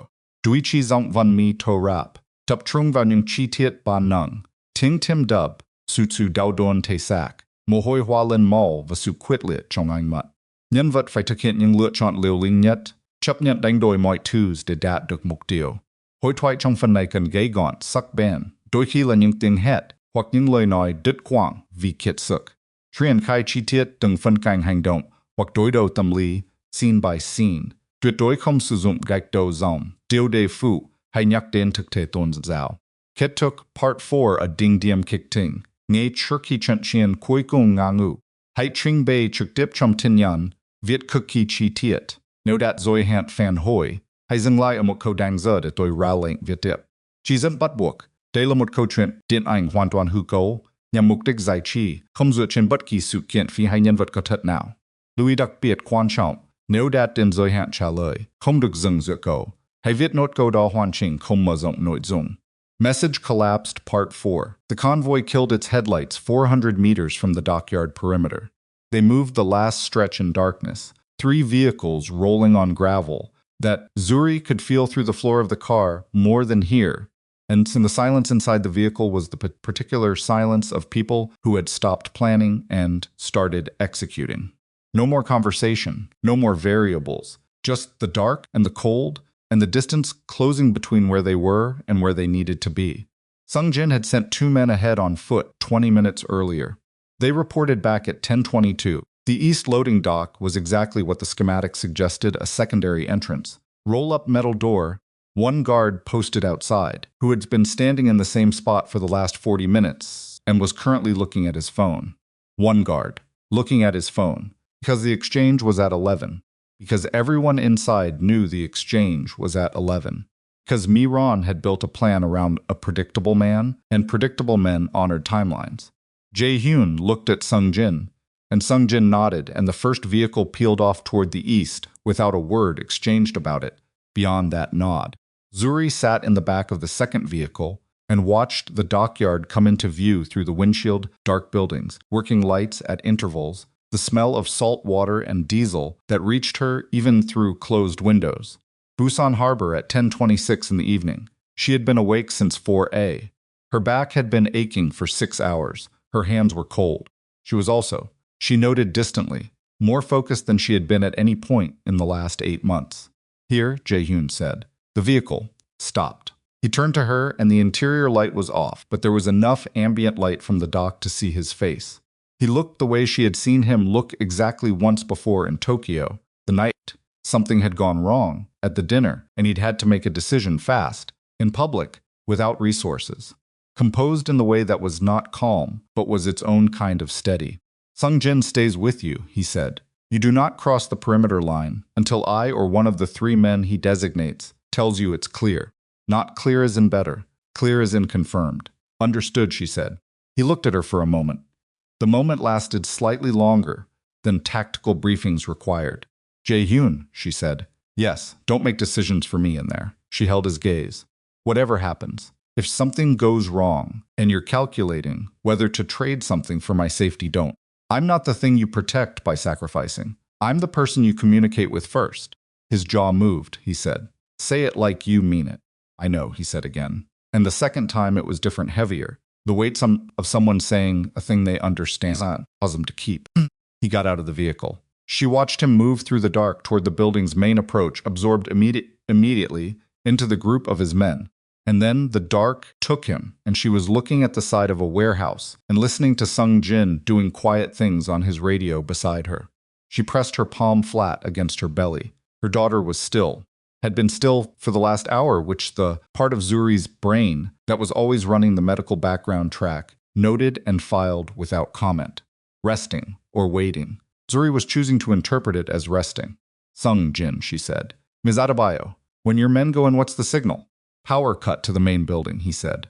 Mr. Kang's team controls the junction box on the exterior north wall. When they're in position, the lights go out. 40 seconds of darkness before the emergency generators kick. 40 seconds, she said. Yes, that's what he needs. It evens the numbers, Sung-jin said. He was not a man who elaborated, but she heard in the 3 words the shape of everything behind them. 19, now 17 confirmed against 40 plus in their building, on their ground. 40 seconds of complete darkness and confusion, and the element of surprise from an entrance no one was watching. It was not a sure thing. It was the best thing available. She understood that Jae-Hyun understood that too. At 10:31, Mi-ran called. Zuri's phone, not Jae-Hyun's. Her number, the one she had not published publicly in 2 years. She answered it. You're moving early, Mi-ran said. Her voice was still smooth, still unhurried. But something underneath it had tightened, the professional equivalent of a person who has checked their instruments and found one reading slightly off. I'm impressed. I didn't think he had that flexibility anymore. People change, Zuri said. Do they? Mi-ran let that sit for a moment. You're at the east perimeter. I have someone watching the road. Zuri said nothing. It doesn't change anything, Mi-ran said. I have your friend. I have more people than he does. I have the facility. A pause, and I have something else. Something that wasn't in Dae-sung's information, because Dae-sung didn't know about it. Zuri's hand tightened on the phone. There's a man named Park Hyun-soo, Mi-ran said. He works in the Cayman Compliance Office. He's worked there for 3 years. He processes financial holds. Another pause. He filed an incoming compliance notification approximately 30 minutes ago. A hold on an account in your husband's organizational chain. Her voice was very even. Called me when it filed. The cold in Zuri's chest was very precise. The hold is a good idea, Mi-ran said. The execution was excellent. Genuinely. But I told you I had contingencies, mister. Park's contingency is a suspension filing. It creates a 72-hour administrative review that pauses the hold before it attaches. A brief silence. I'm sorry. I know that was your best move. Zuri sat in the dark car and held the phone and did not make a sound. The Cayman hold. Gone. The one account she had found with no wall around it. The one variable she had believed Mi-ran hadn't protected. She had protected it with a person instead of a filing. With a human being inside the compliance system, whose job it was to make Zuri's work disappear. So Mi-ran said, now we're back to where we started. You have the drive and the keys. I have your friend and the facility and the time. Bring your husband inside at 11. We'll do this the way I planned. A pause that lasted just a beat longer than the others. And Zuri, don't try anything else. I've been 3 steps ahead of you for 8 months. Tonight is not the night that changes. The call ended. Sung-jin looked at her. She told him all of it. The Cayman suspension. The insider at the compliance office. The hold that had already been neutralized. He relayed it to Jae-Hyun on the radio in 15 seconds. The radio was quiet for 6 seconds. Then Jae-Hyun's voice came back.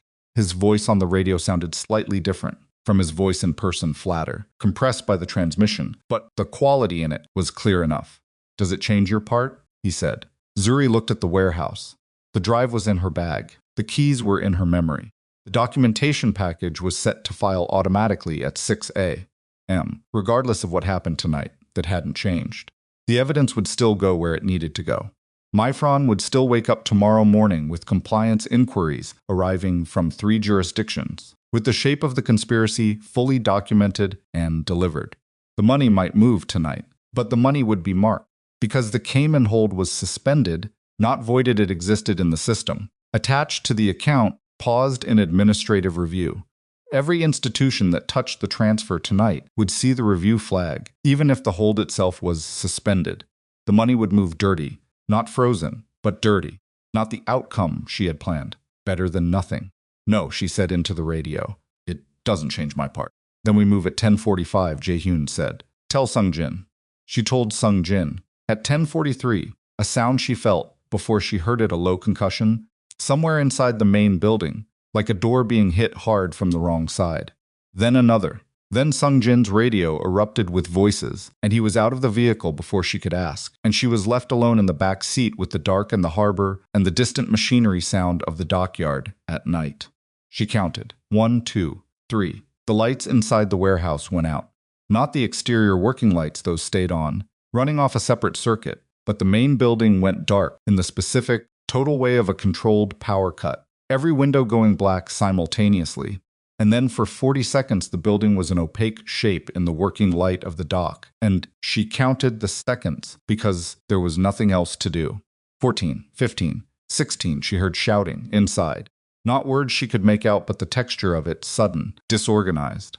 The sound of people who had been positioned for one thing and found a different thing instead. 27, 28, a sound that was not a shout. 34, the emergency generators kicked. The building's emergency lighting came on amber-colored, insufficient, the kind of lighting designed to let people find exits rather than fight. Dim enough, more than dark. 38, 39, 40. She was out of the vehicle. She knew she had said perimeter. She knew Sung Jin had been told to keep her at the perimeter line. Sung Jin was not currently beside her. She walked toward the east entrance. Not running. Walking, but because running was not an option at 8 months. And because walking with purpose looked different from a distance than running did, and because every step she took, she was calculating the distance to the door and the last known position of the guard, who had been looking at his phone, and who was no longer at his post, which meant he was either inside or on the ground. And she was banking on inside, because the sound of the building suggested the action was inside. The east roll-up door was up. One of Jae-Hyun's men, she didn't know his name, had never seen his face, knew only that he was one of the 3 Sung Jin, had designated as her confirmed signals was posted to the door, and he looked at her with the expression of a man who had been told specific things about this specific woman. He stepped aside. She went in. The warehouse was large and amber-lit, and full of the sounds of a fight that was partly resolved and partly ongoing in different sections of the floor. She stayed against the interior wall and moved toward the sound of voices. She could identify Jae-Hyun's team operated in near silence, which meant the voices she heard were the other side, and the other side's voices were getting fewer and more specific. She found Amani in the 3rd minute. A side room off the main floor, door open. One of Jae-Hyun's men posted outside it. Amani was seated, hands zip-tied to a support column, a gag that had been pushed down around her neck, her eyes bright and her face carrying the particular expression of someone who had been very frightened for several hours and was now converting it rapidly into fury. "Took you long enough," Amani said. Zuri's throat did something she didn't allow to become anything. She went to her knees in front of the column. She went to her knees carefully, one hand on the floor, 1 month from her due date and her back on fire, and she looked at Amani's face, and Amani looked at hers, and they held that for exactly 1 second. "You hurt?" Zuri said. "My wrists are going to have feelings about tonight for a while," Amani said. "Otherwise, no." "Z, I'm okay. We're working on it," Zuri said. She looked at the man posted outside. "Can you get these?" He produced a blade and cut the zip ties in 4 seconds. Imani grabbed Zuri's arms the moment she was free, and Zuri grabbed back, and they held on for a moment that was not long enough and was the only moment they had. "Go with him," Zuri said, "to the east door. There's a vehicle. I'm not leaving you." "Imani." She pulled back and looked at her. "I know, but I need you out. I need to know you're out so I can focus on what's still in here." Imani looked at her. Read her face the way she'd been reading it for 23 years. "Okay," she said. "Okay, you better come out of here. Come out of here." She watched Imani move with the posted man toward the east door, and she straightened from her knees slowly, one hand on the wall, and stood and turned toward the main floor.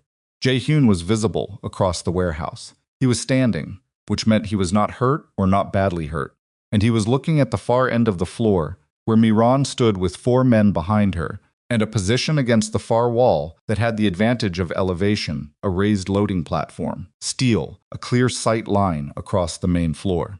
The ambient noise of the fight had resolved. It had taken 11 minutes inside the warehouse. There were men on the floor that were not Jae-Hyun's men. Jae-Hyun's 17 had done things in 40 seconds of darkness that the math had not predicted, because the math had not fully accounted for the variable of having something specific to be angry about. 4 men left behind Miran, 19 reduced by 2 in the fight behind Jae-Hyun, and Miran herself, standing on the platform with a tablet in one hand and a phone in the other and the expression of a woman doing the same calculation Zuri was doing and reaching a different conclusion. Zuri moved along the wall toward Jae-Hyun's position. He saw her. His face moved 2 things simultaneously, relief and something else that was not relief at all. The expression of a man who had specifically said perimeter and was looking at his wife 20 feet inside the building, and then he controlled both things and looked back at Mi-ran. Zuri reached his shoulder. "Amani's out," she said quietly. He exhaled, one breath. "Mi-ran," he said, at normal volume. "Cross the warehouse floor. It's done." Mi-ran looked at him from the platform. She was 44 years old, slender, dressed in dark clothing that had not been disturbed by the fight because she had not been in the fight. Her face was composed, with the specific composure of a person running calculations in real time. "The transfer initiated 4 minutes ago," she said, "from this location, through a mobile access point that doesn't require your authorization codes." She held up the tablet. 17 million from the Singapore structure. "It's already moved." She paused. "I don't need the exchange anymore. I needed you here, at this location, at this time, for the transfer window to open on the Singapore account." She looked at Jae-Hyun steadily. "The exchange was never about the codes, Jae-Hyun. The codes were leverage to get you here. The transfer was always going to happen remotely." The warehouse was very quiet. Zuri felt the information land felt it, the way she felt all information that changed the shape of a problem, not as shock but as a rapid, cold restructuring of the variables. "You needed us at this location," Jae-Hyun said. His voice was flat. "The Singapore account has a geo-verification layer," Mi-ran said. "The transfer requires initiation from within 2 kilometers of the registered administrative address of the primary account holder's most recent location of record." She looked at him. "You've been photographed at this dockyard 7 times in the last 3 years. It's one of your locations of record." A slight pause. "You walking through that door 4 minutes ago was the authorization I needed." Zuri's hands were cold. The geo-verification, a layer she had not traced. A layer buried deep enough in the Singapore account security architecture that it hadn't appeared in the documentation she'd accessed, which meant it was built into the bank's proprietary system, rather than the corporate structure she'd been mapping. Mi-ran had not needed the codes. She had never needed the codes. She had needed Jae-Hyun's physical presence within 2 kilometers of this building. The exchange, the drive, the access keys, all of it leveraged to ensure he arrived. 17 million, Zuri said. Mi-ran looked at her. "Not 230, Zuri said. Something flickered in Mi-ran's expression. "The Singapore structure holds 17 million, Zuri said.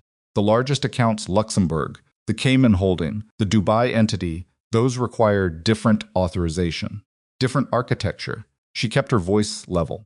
The same level she used when she was sitting across from a CFO who had just realized she had the spreadsheet. "You moved 17 million. You're still here, with 4 men. Which means the transfer isn't finished." Mi-ran's jaw tightened. "The remaining accounts," Zuri said. "They do require the codes. Or they require something else you don't have yet." "Zuri." Mi-ran's voice was still smooth, but the smoothness now had an edge under it. "You're 8 months pregnant, you're standing in a warehouse at 11 p.m., and you have already lost the financial piece of this. Don't make this harder than it needs to be." "What do you need?" Zuri said. "To move the rest." "What specifically do you need that you don't have yet?" Mi-ran looked at her for a long moment. "The Luxembourg account," Zuri said. "Compliance preemption you filed 8 weeks ago, it works against a hold, but it doesn't work against a direct jurisdictional freeze. The Luxembourg Financial Authority has a bilateral treaty with 3 other jurisdictions. If all 3 file simultaneously," she stopped. "That's what I set to autofile at 6 a.m. Not just evidence, freeze requests. 3 simultaneous jurisdictional freeze applications through the bilateral framework." She looked at Mi-ran. "The money in Luxembourg doesn't move if those files go through." The warehouse was very quiet. "Unless you have access to all 3 financial authorities' internal systems simultaneously," Zuri said. "Which you don't. Because that's not a human resource problem. That's an infrastructure problem. And you don't have that infrastructure. And you know you don't have it. And that's why you still need something from me." Mi-ran said nothing. "The 6 a.m. filing," Zuri said. "You need me to cancel it." The 4 men behind Mi-ran had moved slightly. Not toward Jae-Hyun's line. They were not stupid, but the shift of position said something about the way the conversation was going. Jae-Hyun did not move. He stood beside Zuri, and she could feel the specific quality of his stillness, waiting, reading, present. "Cancel it," Mi-ran said. Her voice had dropped slightly. "And I walk out of here. The 17 million stays moved. The rest of the accounts you can freeze the filing. Goes through. Luxembourg locks. You get the money back. Your evidence goes wherever you're sending it. She looked at Zuri. 17 million for your friend walking out, safe, and the rest of your husband's fortune intact. That's a reasonable exchange. Amani is already out, Zuri said. Miran's face did something small and swift. She's been out for 8 minutes, Zuri said. She's in a vehicle a quarter mile east. So the exchange you're describing isn't actually an exchange anymore. It's you asking me to cancel a filing that protects more than $100 million in exchange for something you no longer have. The warehouse held that. Miran looked at Zuri with an expression that was not quite what Zuri had expected, not fury, not calculation. Something that was almost, in a different version of this conversation, something like recognition. One professional looking at another across a floor, littered with the evidence of a plan partially succeeded and partially collapsed. You're good, Miran said. Everyone keeps saying that tonight, Zuri said. You should have worked for me, Miran said. I worked for myself, Zuri said. That's the difference. Miran's hand moved on the tablet. Don't, Jae-Hyun said. His voice had changed, not louder. Something underneath the pitch of it, the voice he used when he had finished calculating and arrived somewhere. Miran looked at him. Whatever you're reaching for on that tablet, he said. Don't. You have 17 men, Miran said. I have 4. We both know how this ends if it goes physical again. But I have a dead man's switch on the remaining accounts if I don't enter a code in the next. She looked at the device 9 minutes. An automated sequence initiates. Doesn't move the money. It destroys the account architecture. She looked at him levelly. The money doesn't go anywhere, including back to you. It becomes dust inside collapsed shell structures that no jurisdictional authority can untangle in less than a decade. Zuri heard what she said and did the calculation while she was still finishing the sentence. Destroying the account architecture meant destroying the evidence trail. The automated documentation she had compiled and set to file at 6A. Pulled from the same architecture Miran was threatening to collapse. The shell structures collapsed, genuinely, intentionally, with the records corrupted. The freeze application she had filed would arrive at 3 jurisdictions and find nothing coherent to attach to. The evidence became fragmentary. Prosecution became exponentially harder. Miran wasn't trying to save the money. She was trying to destroy the case. Jae-Hyun looked at Zuri, not for instruction, not for permission. The look of someone checking whether the person beside them sees what they see. She gave him the smallest nod. He looked back at Miran. 9 minutes, he said. 8.5, Miran said. Jae-Hyun took a step forward. Miran's 4 men moved. Jae-Hyun's line moved, and in the amber-lit warehouse, the harbor smell coming through the open east door, and the sound of Amani somewhere safe outside, and 8.5 minutes on a device in the hands of a woman who had been 3 steps ahead for 18 months and was now standing on a raised platform with 4 men and a dead man's switch, and nothing left to lose. Zuri did the only thing left to do. She reached into her bag. She pulled out the drive. Miran, she said. Everyone stopped. Miran looked at her. Zuri held up the drive, the access keys. Not on the drive in my memory. But the drive has the structural map I built. 4 months of forensic work. Every shell company, every account number, every transfer routing, every beneficial owner notation I could trace. She kept her voice steady. The account architecture collapses. This is still intact. And without the architecture to hide in, every name on this drive becomes visible to every jurisdiction I've already filed with. She paused. You collapse the accounts. You don't bury the case. You hand me exactly what I needed, all the names. Nowhere to hide. The warehouse was completely still. Miran's thumb was on the tablet. 8 minutes. Or Zuri said, you put the tablet down. The architecture stays intact. The accounts freeze at 6A. The money is recoverable, and the case against the people who built this with you is manageable. Complicated, survivable, depending on your lawyers. She held Miran's gaze. You're a financial architect. You know how to rebuild. You cannot rebuild from. The convoy killed its headlights 400 meters from the dockyard perimeter. They moved the last stretch in darkness. 3 vehicles rolling on gravel that Zuri could feel through the floor of the car more than hear.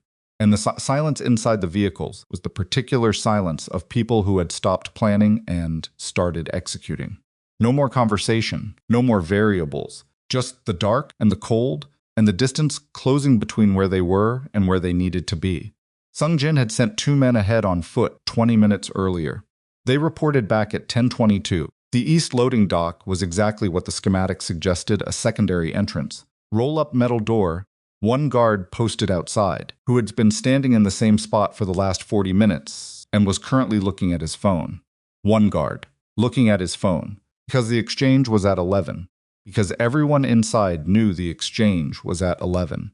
Because Mi-ron had built a plan around a predictable man, and predictable men honored timelines.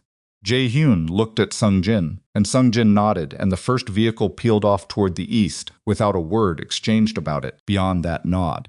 Zuri sat in the back of the second vehicle and watched the dockyard come into view through the windshield, dark buildings, working lights at intervals, the smell of salt water and diesel that reached her even through closed windows. Busan Harbor at 10:26 in the evening. She had been awake since 4 a. Her back had been aching for 6 hours. Her hands were cold. She was also, she noted distantly, more focused than she had been at any point in the last 8 months. Here, Jae-Hyun said. The vehicle stopped. He turned to her, and the interior light was off, but there was enough ambient light from the dock to see his face. He looked the way she had seen him look exactly once before in Tokyo, the night something had gone wrong at the dinner, and he'd had to make a decision fast, in public, without resources. Composed in the way that was not calm, but was its own kind of steady. Sung-jin stays with you, he said. You do not cross the perimeter line until I or one of the 3 men he designates tells you it's clear. Not clear as in better, clear as in confirmed. Understood, she said. He looked at her for a moment. The moment lasted slightly longer than tactical briefings required. Jae-Hyun, she said. Yes, don't make decisions for me in there. She held his gaze. Whatever happens, if something goes wrong and you're calculating whether to trade something for my safety, don't. I'm not the thing you protect by sacrificing. I'm the person you communicate with first. His jaw moved, he said. Say it like you mean it. I know, he said again. And the second time it was different, heavier. The weight of someone saying a thing they understand caused him to keep. He got out of the vehicle. She watched him move through the dark toward the building's main approach, absorbed immediately into the group of his men. And then the dark took him, and she was looking at the side of a warehouse and listening to Sung-jin doing quiet things on his radio beside her. She pressed her palm flat against her belly. Her daughter was still, had been still for the last hour, which the part of Zuri's brain that was always running the medical background track noted and filed without comment. Resting, or waiting. Zuri was choosing to interpret it as resting. Sung-jin, she said. Ms. Adebayo, when your men go in, what's the signal? Power cut to the main building, he said. Mr. Kang's team controls the junction box on the exterior north wall. When they're in position, the lights go out. 40 seconds of darkness before the emergency generators kick. 40 seconds, she said. Yes, that's what he needs. It evens the numbers, Sung-jin said. He was not a man who elaborated, but she heard in the 3 words the shape of everything behind them. 19, now 17 confirmed against 40 plus in their building, on their ground. 40 seconds of complete darkness and confusion, and the element of surprise from an entrance no one was watching. It was not a sure thing. It was the best thing available. She understood that Jae-Hyun understood that too. At 10:31, Mi-ron called. Zuri's phone, not Jae-Hyun's. Her number, the one she had not published publicly in 2 years. She answered it. You're moving early, Mi-ron said. Her voice was still smooth, still unhurried. But something underneath it had tightened, the professional equivalent of a person who has checked their instruments and found one reading slightly off. I'm impressed. I didn't think he had that flexibility anymore. People change, Zuri said. Do they? Mi-ron let that sit for a moment. You're at the east perimeter. I have someone watching the road. Zuri said nothing. It doesn't change anything, Mi-ron said. I have your friend. I have more people than he does. I have the facility. A pause, and I have something else. Something that wasn't in Dae-sung's information, because Dae-sung didn't know about it. Zuri's hand tightened on the phone. There's a man named Park Hyun-soo, Mi-ron said. He works in the Cayman Compliance Office. He's worked there for 3 years. He processes financial holds. Another pause. He filed an incoming compliance notification approximately 30 minutes ago. A hold on an account in your husband's organizational chain. Her voice was very even. He called me when it filed. The cold in Zuri's chest was very precise. The hold is a good idea, Mi-ron said. The execution was excellent. Genuinely. But I told you I had contingencies, mister. Parks contingency is a suspension filing. It creates a 72-hour administrative review that pauses the hold before it attaches. A brief silence. I'm sorry. I know that was your best move. Zuri sat in the dark car and held the phone and did not make a sound. The Cayman hold. Gone. The one account she had found with no wall around it. The one variable she had believed Miran hadn't protected. She had protected it with a person instead of a filing. With a human being inside the compliance system, whose job it was to make Zuri's work disappear. Somiran said, now we're back to where we started. You have the drive and the keys. I have your friend and the facility and the time. Bring your husband inside at 11. We'll do this the way I planned. A pause that lasted just a beat longer than the others. And Zuri, don't try anything else. I've been 3 steps ahead of you for 8 months. Tonight is not the night that changes. The call ended. Sungjin looked at her. She told him all of it. The Cayman suspension. The insider at the compliance office. The hold that had already been neutralized. He relayed it to Jae-Hyun on the radio in 15 seconds. The radio was quiet for 6 seconds. Then Jae-Hyun's voice came back. His voice on the radio sounded slightly different from his voice in person, flatter, compressed by the transmission, but the quality in it was clear enough. Does it change your part? He said. Zuri looked at the warehouse. The drive was in her bag. The keys were in her memory. The documentation package was set to file automatically at 6 a.m., regardless of what happened tonight that hadn't changed.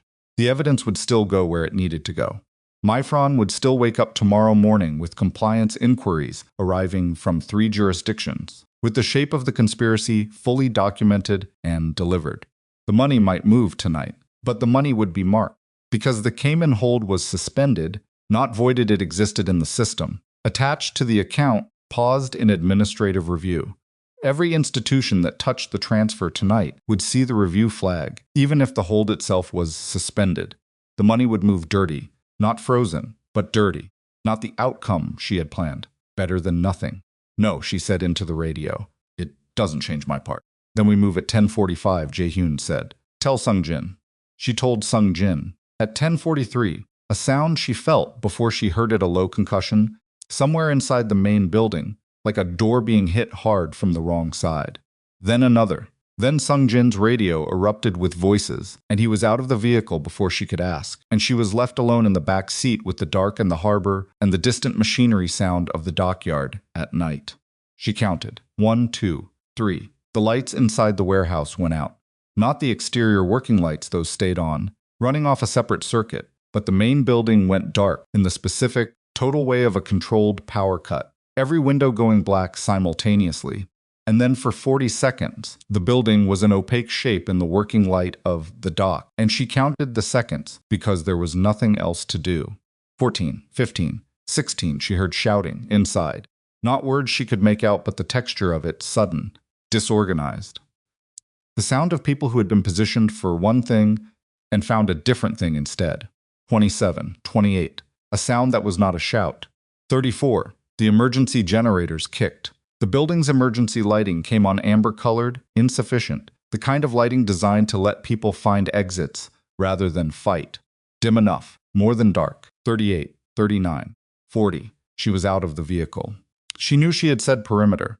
She knew Sungjin had been told to keep her at the perimeter line. Sungjin was not currently beside her. She walked toward the east entrance. Not running. Because running was not an option at 8 months. And because walking with purpose looked different from a distance than running did, and because every step she took, she was calculating the distance to the door and the last known position of the guard who had been looking at his phone and who was no longer at his post, which meant he was either inside or on the ground. And she was banking on inside because the sound of the building suggested the action was inside. The east roll-up door was up. One of Jae-Hyun's men, she didn't know his name, had never seen his face, knew only that he was one of the 3 Sungjin had designated as her confirmed signals was posted to the door, and he looked at her with the expression of a man who had been told specific things about this specific woman. He stepped aside. She went in. The warehouse was large and amber-lit, and full of the sounds of a fight that was partly resolved and partly ongoing in different sections of the floor. She stayed against the interior wall and moved toward the sound of voices. She could identify Jae-Hyun's team operated in near silence, which meant the voices she heard were the other side and the other side's voices were getting fewer and more specific. She found Amani in the third minute. A side room off the main floor. Door open. One of Jae-Hyun's men posted outside it. Amani was seated, hands zip-tied to a support column, a gag that had been pushed down around her neck, her eyes bright and her face carrying the particular expression of someone who had been very frightened for several hours and was now converting it rapidly into fury. "Took you long enough," Amani said. Zuri's throat did something she didn't allow to become anything. She went to her knees in front of the column. She went to her knees carefully, one hand on the floor, 1 month from her due date and her back on fire, and she looked at Amani's face, and Amani looked at hers, and they held that for exactly 1 second. "You hurt?" Zuri said. "My wrists are going to have feelings about tonight for a while," Amani said. "Otherwise, no." I'm okay. "Where's working on it?" Zuri said. She looked at the man posted outside. "Can you get these?" He produced a blade and cut the zip ties in 4 seconds. Imani grabbed Zuri's arms the moment she was free, and Zuri grabbed back, and they held on for a moment that was not long enough and was the only moment they had. "Go with him," Zuri said, "to the east door. There's a vehicle." "I'm not leaving you." "Imani." She pulled back and looked at her. "I know, but I need you out. I need to know you're out so I can focus on what's still in here." Imani looked at her. Read her face the way she'd been reading it for 23 years. "Okay," she said. "Okay, you better come out of here. Come out of here." She watched Imani move with the posted man toward the east door, and she straightened from her knees slowly, one hand on the wall, and stood and turned toward the main floor. Jae-Hyun was visible across the warehouse. He was standing, which meant he was not hurt or not badly hurt, and he was looking at the far end of the floor, where Miran stood with 4 men behind her, and a position against the far wall that had the advantage of elevation, a raised loading platform, steel, a clear sight line across the main floor. The ambient noise of the fight had resolved. It had taken 11 minutes inside the warehouse. There were men on the floor that were not Jae-Hyun's men.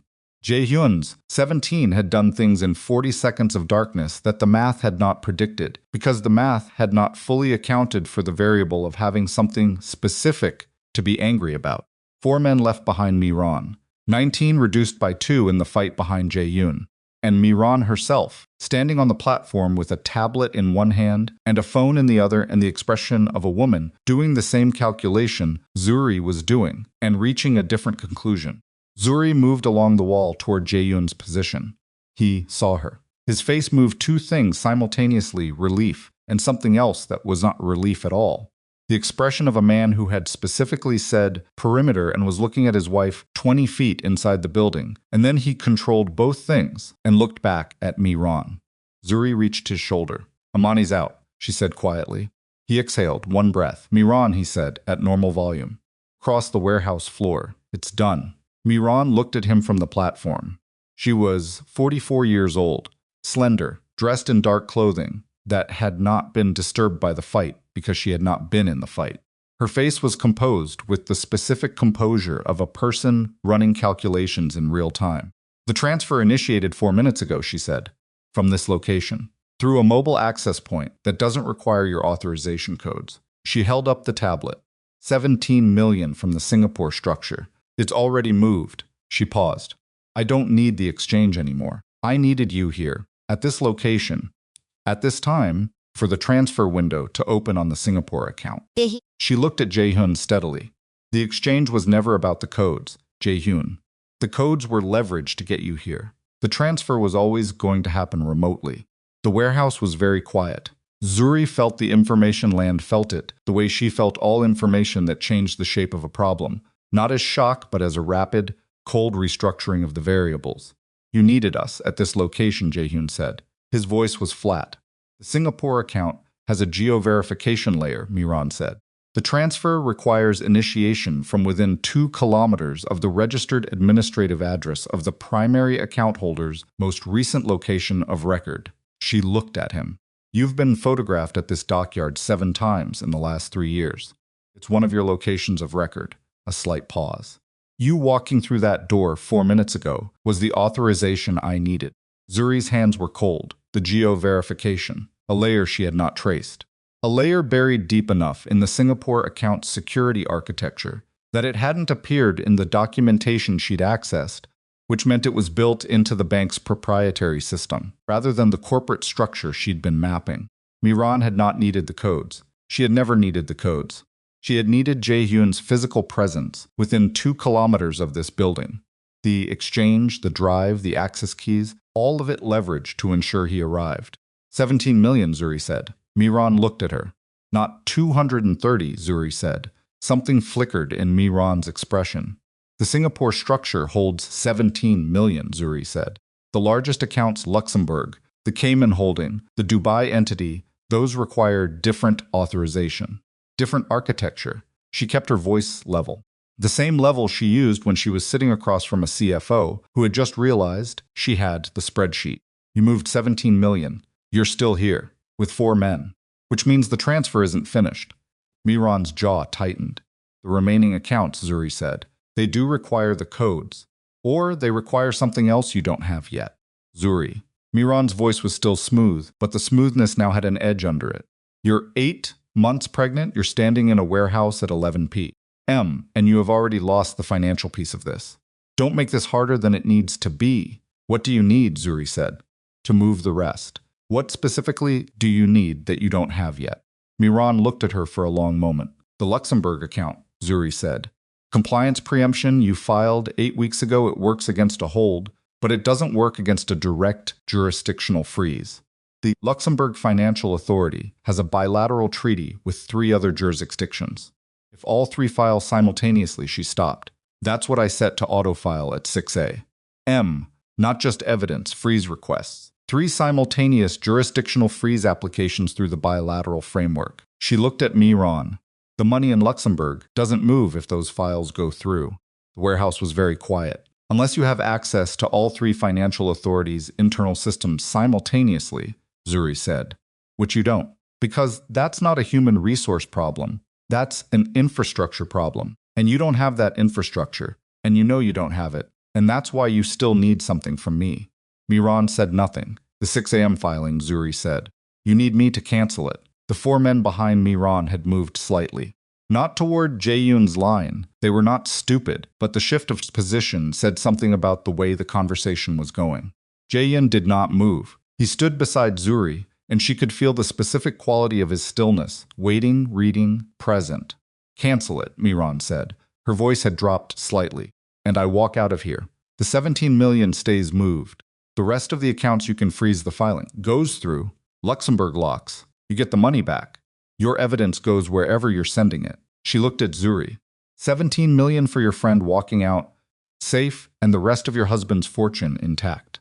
That's a reasonable exchange. Amani is already out, Zuri said. Miran's face did something small and swift. She's been out for 8 minutes, Zuri said. She's in a vehicle a quarter-mile east. So the exchange you're describing isn't actually an exchange anymore.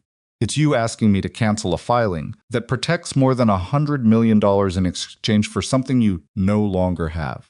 The warehouse held that. Miran looked at Zuri with an expression that was not quite what Zuri had expected, not fury, not calculation. Something that was almost, in a different version of this conversation, something like recognition. One professional looking at another across a floor, littered with the evidence of a plan partially succeeded and partially collapsed. You're good, Miran said. Everyone keeps saying that tonight, Zuri said. You should have worked for me, Miran said. I worked for myself, Zuri said. That's the difference. Miran's hand moved on the tablet. Don't, Jae-Hyun said. His voice had changed, not louder. Something underneath the pitch of it, the voice he used when he had finished calculating and arrived somewhere. Miran looked at him. Whatever you're reaching for on that tablet, he said. Don't. You have 17 men, Miran said. I have 4. We both know how this ends if it goes physical again. But I have a dead man switch on the remaining accounts if I don't enter a code in the next. She looked at the device 9 minutes. An automated sequence initiates. Doesn't move the money. It destroys the account architecture. She looked at him levelly. The money doesn't go anywhere, including back to you. It becomes dust inside collapsed shell structures that no jurisdictional authority can untangle in less than a decade. Zuri heard what she said and did the calculation while she was still finishing the sentence. Destroying the account architecture meant destroying the evidence trail. The automated documentation she had compiled and set to file at 6A. Pulled from the same architecture Miran was threatening to collapse. The shell structures collapsed, genuinely, intentionally, with the records corrupted. The freeze application she had filed would arrive at 3 jurisdictions and find nothing coherent to attach to. The evidence became fragmentary. Prosecution became exponentially harder. Miran wasn't trying to save the money. She was trying to destroy the case. Jae-Hyun looked at Zuri, not for instruction, not for permission. The look of someone checking whether the person beside them sees what they see. She gave him the smallest nod. He looked back at Miran. 9 minutes, he said. 8.5, Miran said. Jae-Hyun took a step forward. Miran's 4 men moved. Jae-Hyun's line moved, and in the amber-lit warehouse, the harbor smell coming through the open east door, and the sound of Amani somewhere safe outside, and 8.5 minutes on a device in the hands of a woman who had been 3 steps ahead for 18 months and was now standing on a raised platform with 4 men and a dead man's switch, and nothing left to lose. Zuri did the only thing left to do. She reached into her bag. She pulled out the drive. Miran, she said. Everyone stopped. Miran looked at her. Zuri held up the drive, the access keys. Not on the drive in my memory.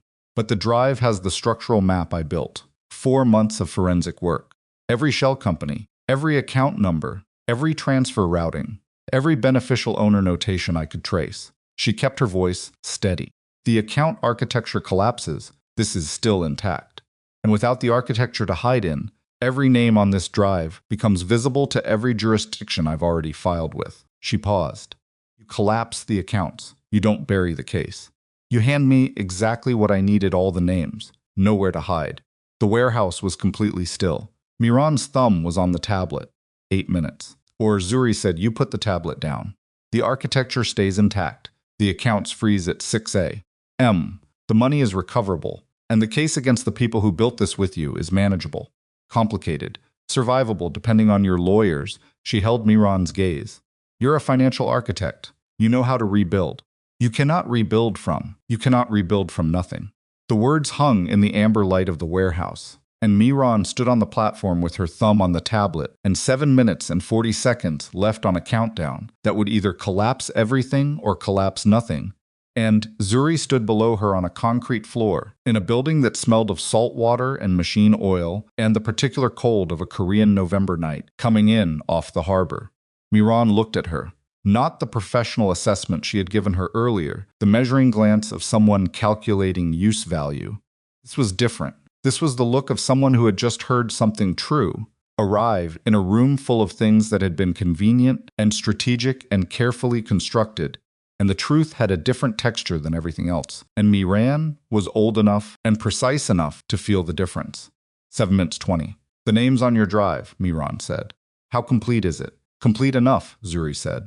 How many of them are mine? 6 direct associates. 14 secondary contacts with documented transaction relationships. 3 financial institution insiders, including Mr. Park in the Cayman office. Zuri did not look at the drive. She kept her eyes on Miran. And you. Every decision point I could reconstruct, attributed to you specifically. Miran's thumb did not move. The account architecture collapsing, Zuri said, doesn't remove you from that documentation. It removes the money. The evidence of where the money went stays intact. You lose the asset and keep the liability. 7 minutes even. Something happened in Miran's face, not surrender, not exactly, but the particular shift of a person who has run a calculation to its end and found that every path leads to the same conclusion through different terrain. The expression of someone choosing which version of an inevitable outcome to accept. Her thumb lifted from the tablet. She set it down on the platform railing beside her. The 4 men behind her looked at each other with the small, confused energy of people whose context had just changed without warning. Jae-Hyun moved. He crossed the warehouse floor. In the time it took Zuri to register that he was moving 4 of his men with him, the rest holding position, and he went up the steps to the platform, and he picked up the tablet and he looked at it. And the countdown was at 6 minutes 53, and he handed it to the man beside him, who handled it with the specific care of someone who understood that it might still be dangerous. Miran stood on the platform and did not resist. She stood very straight, which was either dignity or habit. And she looked at Jae-Hyun when he turned to face her, and the look between them was the particular kind that existed between people who had worked together for 6 years and built things together and trusted each other with things that mattered. And one of them had used that trust as raw material for something else. Why, Jae-Hyun said, one word, not loud, not accusatory in the theatrical sense. Just the question of a man who genuinely did not have the answer and needed it. Miran looked at him. Her composure held, but something behind it had changed the still up. But whatever it had been built to protect was visible now through the gaps. Because it was mine, she said. Everything I built for this organization, every financial structure, every jurisdiction, every protection, you didn't have to think about because I thought about it. I built it. And you owned it. She paused. That gets old. Jae-Hyun said nothing. I'm not asking you to understand it, she said. I know you don't. I know you think loyalty is its own reward. Something moved in her expression. Not bitterness exactly. Something older than bitterness. It isn't. Sung Jin's men took her then efficiently, without theater, and she went with them without a word, her back straight, her face carrying the specific closed expression of a person who has said what she intended to say and considers the conversation finished. The warehouse began the process of being a different kind of placeman, moving in organized patterns. Someone dealing with the tablet's countdown, voices on radios, the distant sound of vehicles, the machinery of aftermath. Zuri stood where she had been standing and looked at the platform that was now empty and felt the thing she had been not feeling for the last several hours begin to arrive. Not in pieces, all at once, the full weight of the day from 4A. Yet in her Atlanta time zone to this moment in a Busan dockyard, the elevator and the coat and the cracked window and the underground passage and Daesung's face and the Cayman hold, and Imani's voice saying Z in the particular way that meant, I am keeping myself together by a thread. And all of it arriving simultaneously in the body of a woman who was 8 months pregnant and had been awake for 19 hours and whose back had been sending urgent messages for the last 6 of them, that she had been choosing to interpret as manageable. She put her hand against the nearest wall. The pain was not manageable. It had stopped being manageable approximately 30 minutes ago, and she had continued to manage it anyway through will and necessity, and the particular stubbornness that her mother had always called Zuri's greatest strength and her most exhausting quality.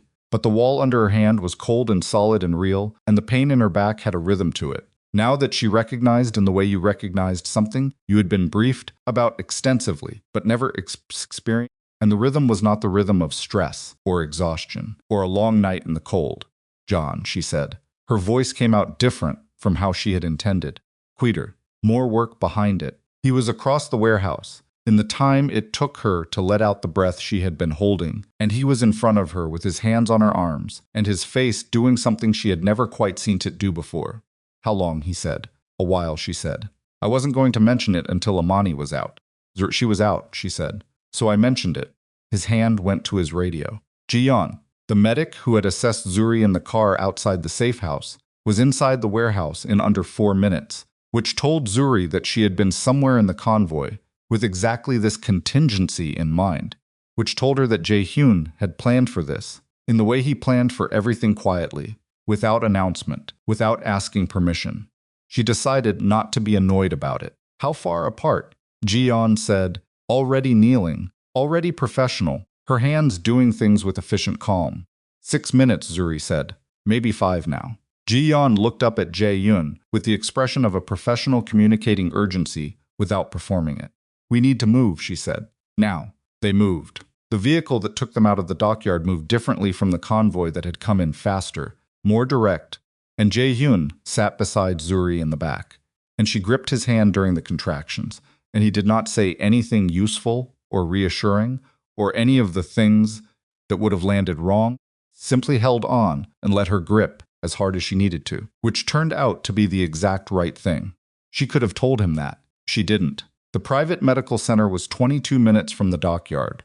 The 22 minutes were the longest of the night by a significant margin, and Zuri spent them doing the focused lip breathing, deliberate breathing that her prenatal appointments had covered, and that she had practiced in her Atlanta apartment at 3 a.m. between forensic accounting sessions, because she had been preparing for this part too, in her way, In the quiet of a city where she was alone with a secret and a drive full of evidence, and a daughter who was going to arrive regardless of the state of the world outside. The medical center's team met them at the entrance. Zuri looked at Jae-Hyun as they transferred her to a wheelchair. She drew a breath during a contraction that was not a small one, and when it passed, she found his face. "Call Amani," she said. "I already did," he said. "She's en route." She held his gaze. "I know you already did." Something moved in his face that was almost what she would have called, on a different night under different circumstances, a smile. She was taken inside. Nari Adebayo Kang arrived at 3:47 in the morning. She arrived the way people arrived, when they had been waiting long enough and had decided, unilaterally, that it was time with speed and certainty, and a sound that cut through the medical center's carefully managed quiet, like something that had no interest in being managed. Zuri held her before she had finished processing that it was over, before the room had settled into its post-effort quiet, before she had done anything except breathe and shake slightly with the aftershock of effort. And then there was a weight in her arms that was warm and furious and small and real. And Zuri looked at her daughter's face, and the thing that happened in her chest had no forensic description and was not subject to any framework she had ever built for understanding the world.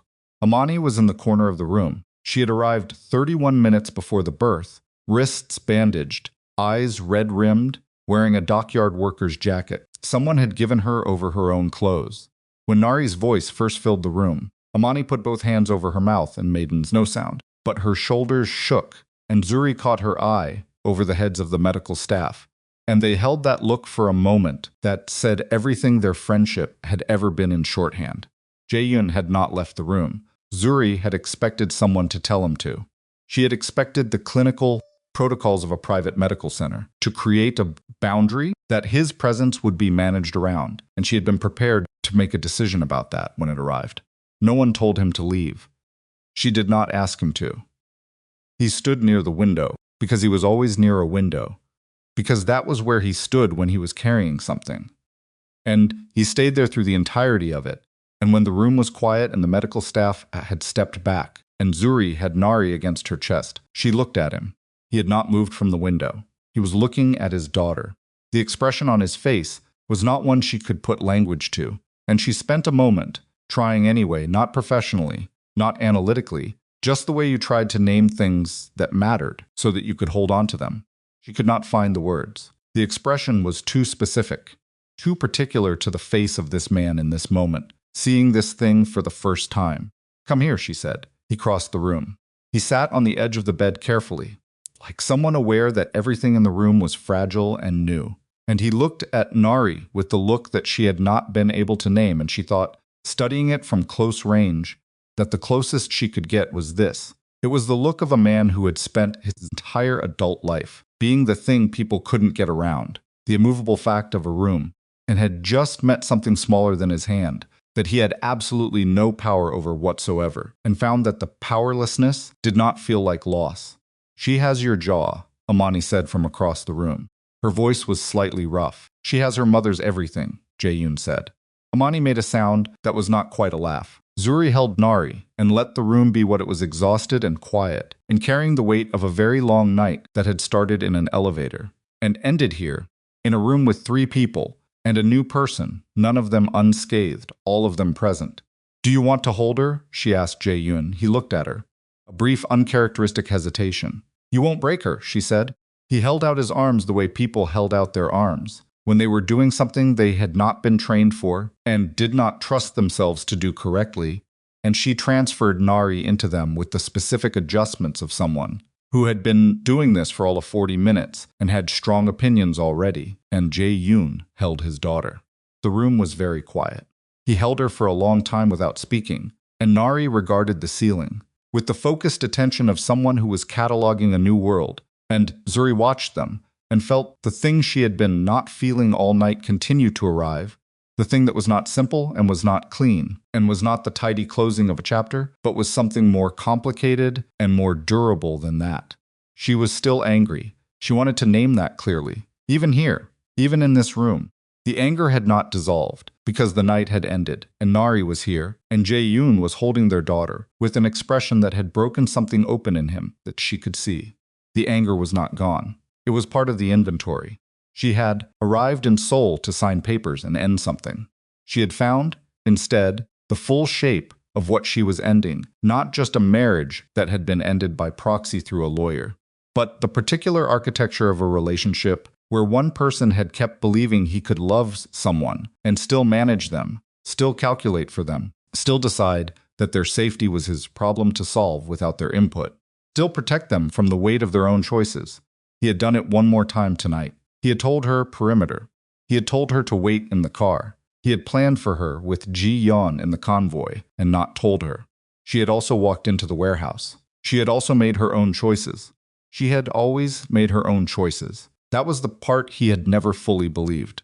After a while, Amani said she was going to find coffee and used this as an opportunity to call her mother, who did not know she had been kidnapped and was going to have extremely strong feelings about that conversation. And she slipped out with the specific tact of a woman who had known Zuri for 23 years and understood when a room needed fewer people in it. Jae-Hyun transferred Nari back to Zuri with the same careful precision he had used to receive her. He sat beside the bed. The room held them. She needs a name, he said. She has a name, Zuri said. Nari. I've been calling her that since month 5. He was quiet for a moment. Nari, he said. The word in his mouth sounded different from how it's sounded in her head, rooted differently, carrying different associations. What made you choose it? It means lily in Korean, she said. I looked it up. I wanted her to have something from both of us, even if she stopped. Even if she was going to grow up in Atlanta and visit Seoul in summers and know her father through phone calls and scheduled trips and the distance that a divorce created. Even if Jae-Hyun said nothing for a moment. Zuri, he said. Don't, she said. Not harshly, just steadily. I need to say it. Then say it carefully, she said, because I'm very tired and I just delivered your daughter in a private medical center at 4A. After a full day that started with me coming to sign divorce papers, so whatever you say next has to be worth the breath. He accepted that without flinching. I was afraid, he said. She looked at him. Not of them, he said. Not of the threat Dae-sung described. I was afraid that if I called you, if I looked you in the face and said there's a threat and I need to make a decision about it, and the decision involves you, you would be right. About whatever you said in response. He paused. You are almost always right. And I didn't want to do the thing you were right about. So I didn't give you the chance to be right. The room was very quiet. I sent papers through a lawyer, he said, because calling you would have meant hearing you. And I had already decided what I was going to do. She held Nari against her chest and looked at Kang Jae-Hyun, 41 years old, the man who ran an empire and had sent her heartbreak through a stranger in a gray suit, sitting beside a hospital bed at 4 in the morning, looking like someone who had carried something a very long way and set it down. I know, she said. I know you know, he said. I'm saying it because you deserve to hear me say it, not because I think saying it fixes it. She looked at him for a long moment, long enough to look past the face he showed rooms and find the one underneath it, the one that had looked at her belly in the office on the 42nd floor, and come apart in the fraction of a second before he could close it back up. It doesn't fix it, she said. No, it's not nothing either, she said. He held her gaze. I'm not coming back to the marriage we had, she said. That one is finished. I meant it when I got off the plane this morning, and I mean it now. She looked down at Nari, who had closed her eyes with the decisive finality of a person who had accomplished everything they set out to do tonight. But you're her father, and that's not going away. And I am not interested in raising her in the gap between two people who couldn't figure out how to be in the same room. What does that mean, he said, not challenging, genuinely asking. It means we try something, she said, not what we had. Not a clean start either, because there's no such thing, and I don't trust people who pretend there is. She looked at him. It means you learn to ask instead of decide, and I learned to tell you what I need instead of watching to see if you'll figure it out. She paused. It means we're honest about how much work this is, and we do it anyway. Jae-Hyun was quiet for a moment. That sounds harder than what we had, he said. Yes, she said. That's how you know it might actually work. He looked at Nari. He looked at her for a long time, the way he had looked at her from across the warehouse room on the 42nd floor before the glass cracked, before the passage, before the night became what it became. The look that had arrived half a second late because it had to travel from somewhere far away to reach his face. Okay, he said. Just that. The one word. The specific weight of it, not a promise of perfection, not a declaration of any kind, just a man saying yes to the hardest version of a thing, because the alternative was a version of himself he had already seen tonight and did not want to be anymore. The weeks that followed were not tidy. Nothing in the aftermath was tidy, because nothing in the aftermath was simple, and anyone who had been through a night like that one and expected the morning to be clean was someone who had never actually been through a night like that one. Miran's financial empire took 3 weeks to fully collapse.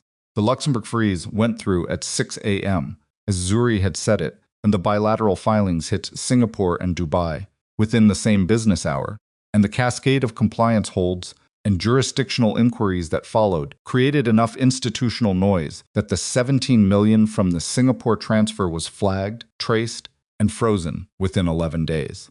Recovery proceedings in 3 jurisdictions were filed. The shell companies exposed by Zuri's documentation were dissolved by court order. The names on her drive, 6 direct, 14 secondary, 3 institutional insiders, generated investigations in 4 countries. Not all of them would result in convictions. Zuri knew that. She knew the architecture of how financial crime prosecuted in multiple jurisdictions, and she had no illusions about the timeline or the outcomes. Some names on the list would find lawyers good enough to create enough doubt. Some of the institutional complicity would be managed through administrative settlements that felt insufficient for what they covered. But the money was not clean and the names were not hidden. And the case existed in a form that would not disappear, because she had built it to survive, regardless of what happened in a warehouse in Busan on a November night. Dae-sung cooperated with the internal investigation in exchange for Jae-Hyun's stated non-pursuit. He gave 11 hours of testimony over 3 days. He was not, in the end, a complex man. He was a man who had confused his judgment with wisdom for a very long time, and when that judgment turned out to be wrong in the largest possible sense, he had nothing left to protect it with. He answered questions clearly and went away. 9 senior figures inside the organization were removed. Die quietly. Some of them knew what had been happening. Some of them had simply been positioned to benefit from it and had not asked the questions they should have asked, which was its own kind of participation. Jae-Hyun dealt with each of them personally. It took weeks. Zuri was not present for those conversations and did not ask about them in detail, and he did not volunteer details. What she did know, because it appeared in the organizational restructuring documentation she was eventually asked to review, was that the outcomes were not uniform, and the decisions behind them were not simple, which told her that the process had been genuine rather than performative. She returned to Atlanta 6 weeks after Nari was born. Her mother met her at the airport with the specific expression of a woman who had received an edited version of events by phone and had questions that would not be postponed. And Zuri sat at her mother's kitchen table for 4 hours and gave her the unedited version. And her mother said very little during the telling, and a great deal afterward, and most of what she said was the kind of thing that could only come from someone who had spent 40 watching her daughter navigate the world and understood, from the inside, the particular costs of being Zuri Adebayo. Imani came over that same evening.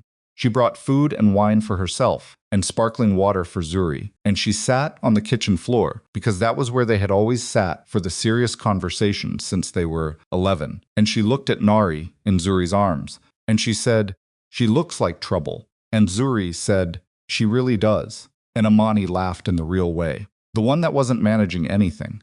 Jae-Hyun called every day, not to ask when she was coming back, not to negotiate or plan or manage the situation. He called to say he was thinking about her and to ask about Nari, and occasionally to report something he had dealt with from the aftermath, not asking for input, just keeping the information flowing in the way people did when they were practicing transparency after a long period of not practicing it. The calls were sometimes awkward and sometimes not. He was learning. She could hear him learning in the cadences of the conversations, the places where he would have once made a statement and now made a question instead.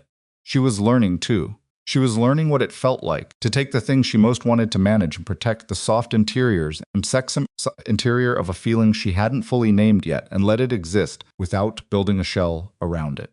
She was not very good at this, She had been building shells since she was old enough to understand that some things didn't survive if you left them unprotected.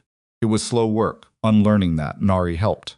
Nari, who was absolutely unmanageable in the specific way of someone who had arrived in a warehouse at 3:47 in the morning and had never once been interested in operating on anyone's timeline but her own, who screamed when she was hungry and laughed when she was meant to be sleeping and regarded the world with the focused, serious attention of someone taking inventory, who had her mother's jaw and her father's eyes, and her own entirely specific and unaccountable self. Nari was the thing that kept breaking the shell before it could finish forming, because you could not build a shell around a person who reached for your face with both hands and demanded presence in the most literal possible sense. 8 months after Busan, Jae-Hyun came to Atlanta. He did not announce it as a significant visit. He said he had meetings and asked if it would be all right to see Nari, and she said yes. And he arrived on a Thursday evening and sat on her kitchen floor with Nari, who was by then sitting up and opinionated and deeply interested in Jae-Hyun's watch, and Zuri watched them from the doorway for a moment before she went in.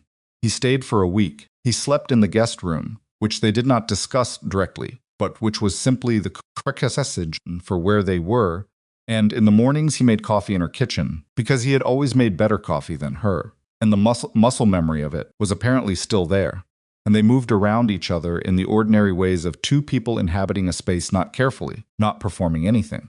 Just the small choreography of coexistence that either worked or didn't and could not be forced, either way. It worked, not without friction, not without the occasional moment where one of them said something that landed wrong, and they both sat with the landing before they addressed it. But it worked in the organic, imperfect way that things worked when neither person was managing the outcome. On the 6th night, they sat on her porch after Nari was asleep, and the Atlanta evening was warm in the specific way of late spring. And Jae-Hyun said, without preamble, "I want to try." She looked at him. "Not what we had," he said. "I know." He looked at the street. "Something that we haven't done yet. Something we build knowing what we know." She thought about what she had said in the medical center at 4 a.m. with Nari against her chest, about asking instead of deciding, about honesty that cost something, about the difference between staying because something required it and staying because you chose to. "That's going to be hard," she said. "Yes," he said. "I know. You're going to get it wrong sometimes," she said. "So will I." "Yes," he said. "And when that happens, we talk about it," he said, "before it becomes something else." She looked at him. The porch light made shadows of his face she recognized from 2 years of watching him in ordinary light, and underneath the shadows was the man who had made the worst decision of his life through a lawyer in a Gracie suit, and had also driven 4 hours south in the dark and gone into a warehouse with 17 men against 40, because the woman he had sent papers to was worth going into the warehouse for, and who was sitting on her porch in Atlanta on a warm month, asking to try it again with the specific humility of someone who understood that asking was not the same as receiving, and that the asking itself was the thing that mattered. She looked at him for a long time. "Okay," she said. The same word he had used, the same weight. He let out a breath that told her he had been holding it. A year later, in early April, outside a small private garden in the Seoul hills, where cherry trees were doing what cherry trees in April did, without requiring anyone's permission or gratitude, Zuri and Jae-Hyun stood with Nari between them. Nari, who was 15 months old and deeply unimpressed by the significance of the occasion, and very impressed by a fallen blossom she had found on the ground, and said new things to each other in front of the people who had been present for all of it. Amsini stood to Zuri's left. She was wearing a yellow dress she had sent Zuri a picture of 6 times before the day, asking if it was appropriate, and each time Zuri had said it was perfect, and it was. Sungjin stood to Jae-Hyun's right because there was no one else who had earned the position, and he stood there with the expression of a man fulfilling a professional function, who was also, at some level not available to his face, moved. There were 11 people total. The math had been deliberate. Only the people who had been in the storm and come out the other side. There was no category besides that one, for who earned a place in this garden. Jae-Hyun was there. The mechanic who had maintained the convoy vehicles was there, because Jae-Hyun had a specific idea about who mattered, and it didn't track with convention. Zuri's mother was there from Atlanta, sitting in a chair that had been placed for her, without asking, because whoever had done the logistical planning she suspected Jae-Hyun, though he had denied involvement, knew that some things did not require discussion. Jae-Hyun's vows were 4 sentences. He had told her he was working on them, and she had told him not to show her in advance, and he had respected that. And so she heard them for the first time in the garden, with Nari's hand in hers, and the blossoms moving in the light wind, and his voice doing the thing it did when he was not managing anything. He would tell the truth. He would ask instead of decide. He would never protect her from her own choices, and he would stay. 4 sentences. No ornamentation. The of a man Austin learned Cinda through the worst possible method that the most valuable thing he could offer was the version of himself that stopped hiding behind the version he had built. Zuri had written hers in Atlanta, in the kitchen, at 2 a, while Nari slept in the next room, and she had written them 7 times before. She had a version that was true, without being a performance of truth. She would recognize what he had genuinely earned. Not give it unconditionally earn was the word, and the distinction mattered. But she would see it when it was real. She would allow good things to remain good without waiting for them to become something else. She was working on this. She was going to keep working on it. She did not promise to have finished the work, and she would stay because she chose to. Not because an empire required it, or a child needed a symmetrical family, or the world had conspired to make her too tired to leave. She would stay because on a Thursday morning, when Jae-Hyun had showed up in her kitchen and made coffee without announcing that this was a significant gesture, she had stood in the doorway and looked at him and chosen, quietly and without ceremony, that this was a person worth the difficulty of trying. She said all of that. Nari, during the vows, found another blossom. When it was over, when the small ceremony had resolved into the ordinary moments of people talking, and someone producing food from somewhere, and Amani crying in a specific way, she had always cried at things that mattered, with absolute lack of self-consciousness about it. Jae-Hyun reached down and picked Nari up, and Nari regarded him with the serious focused expression she had inherited from both of them, and held her blossom up toward his face.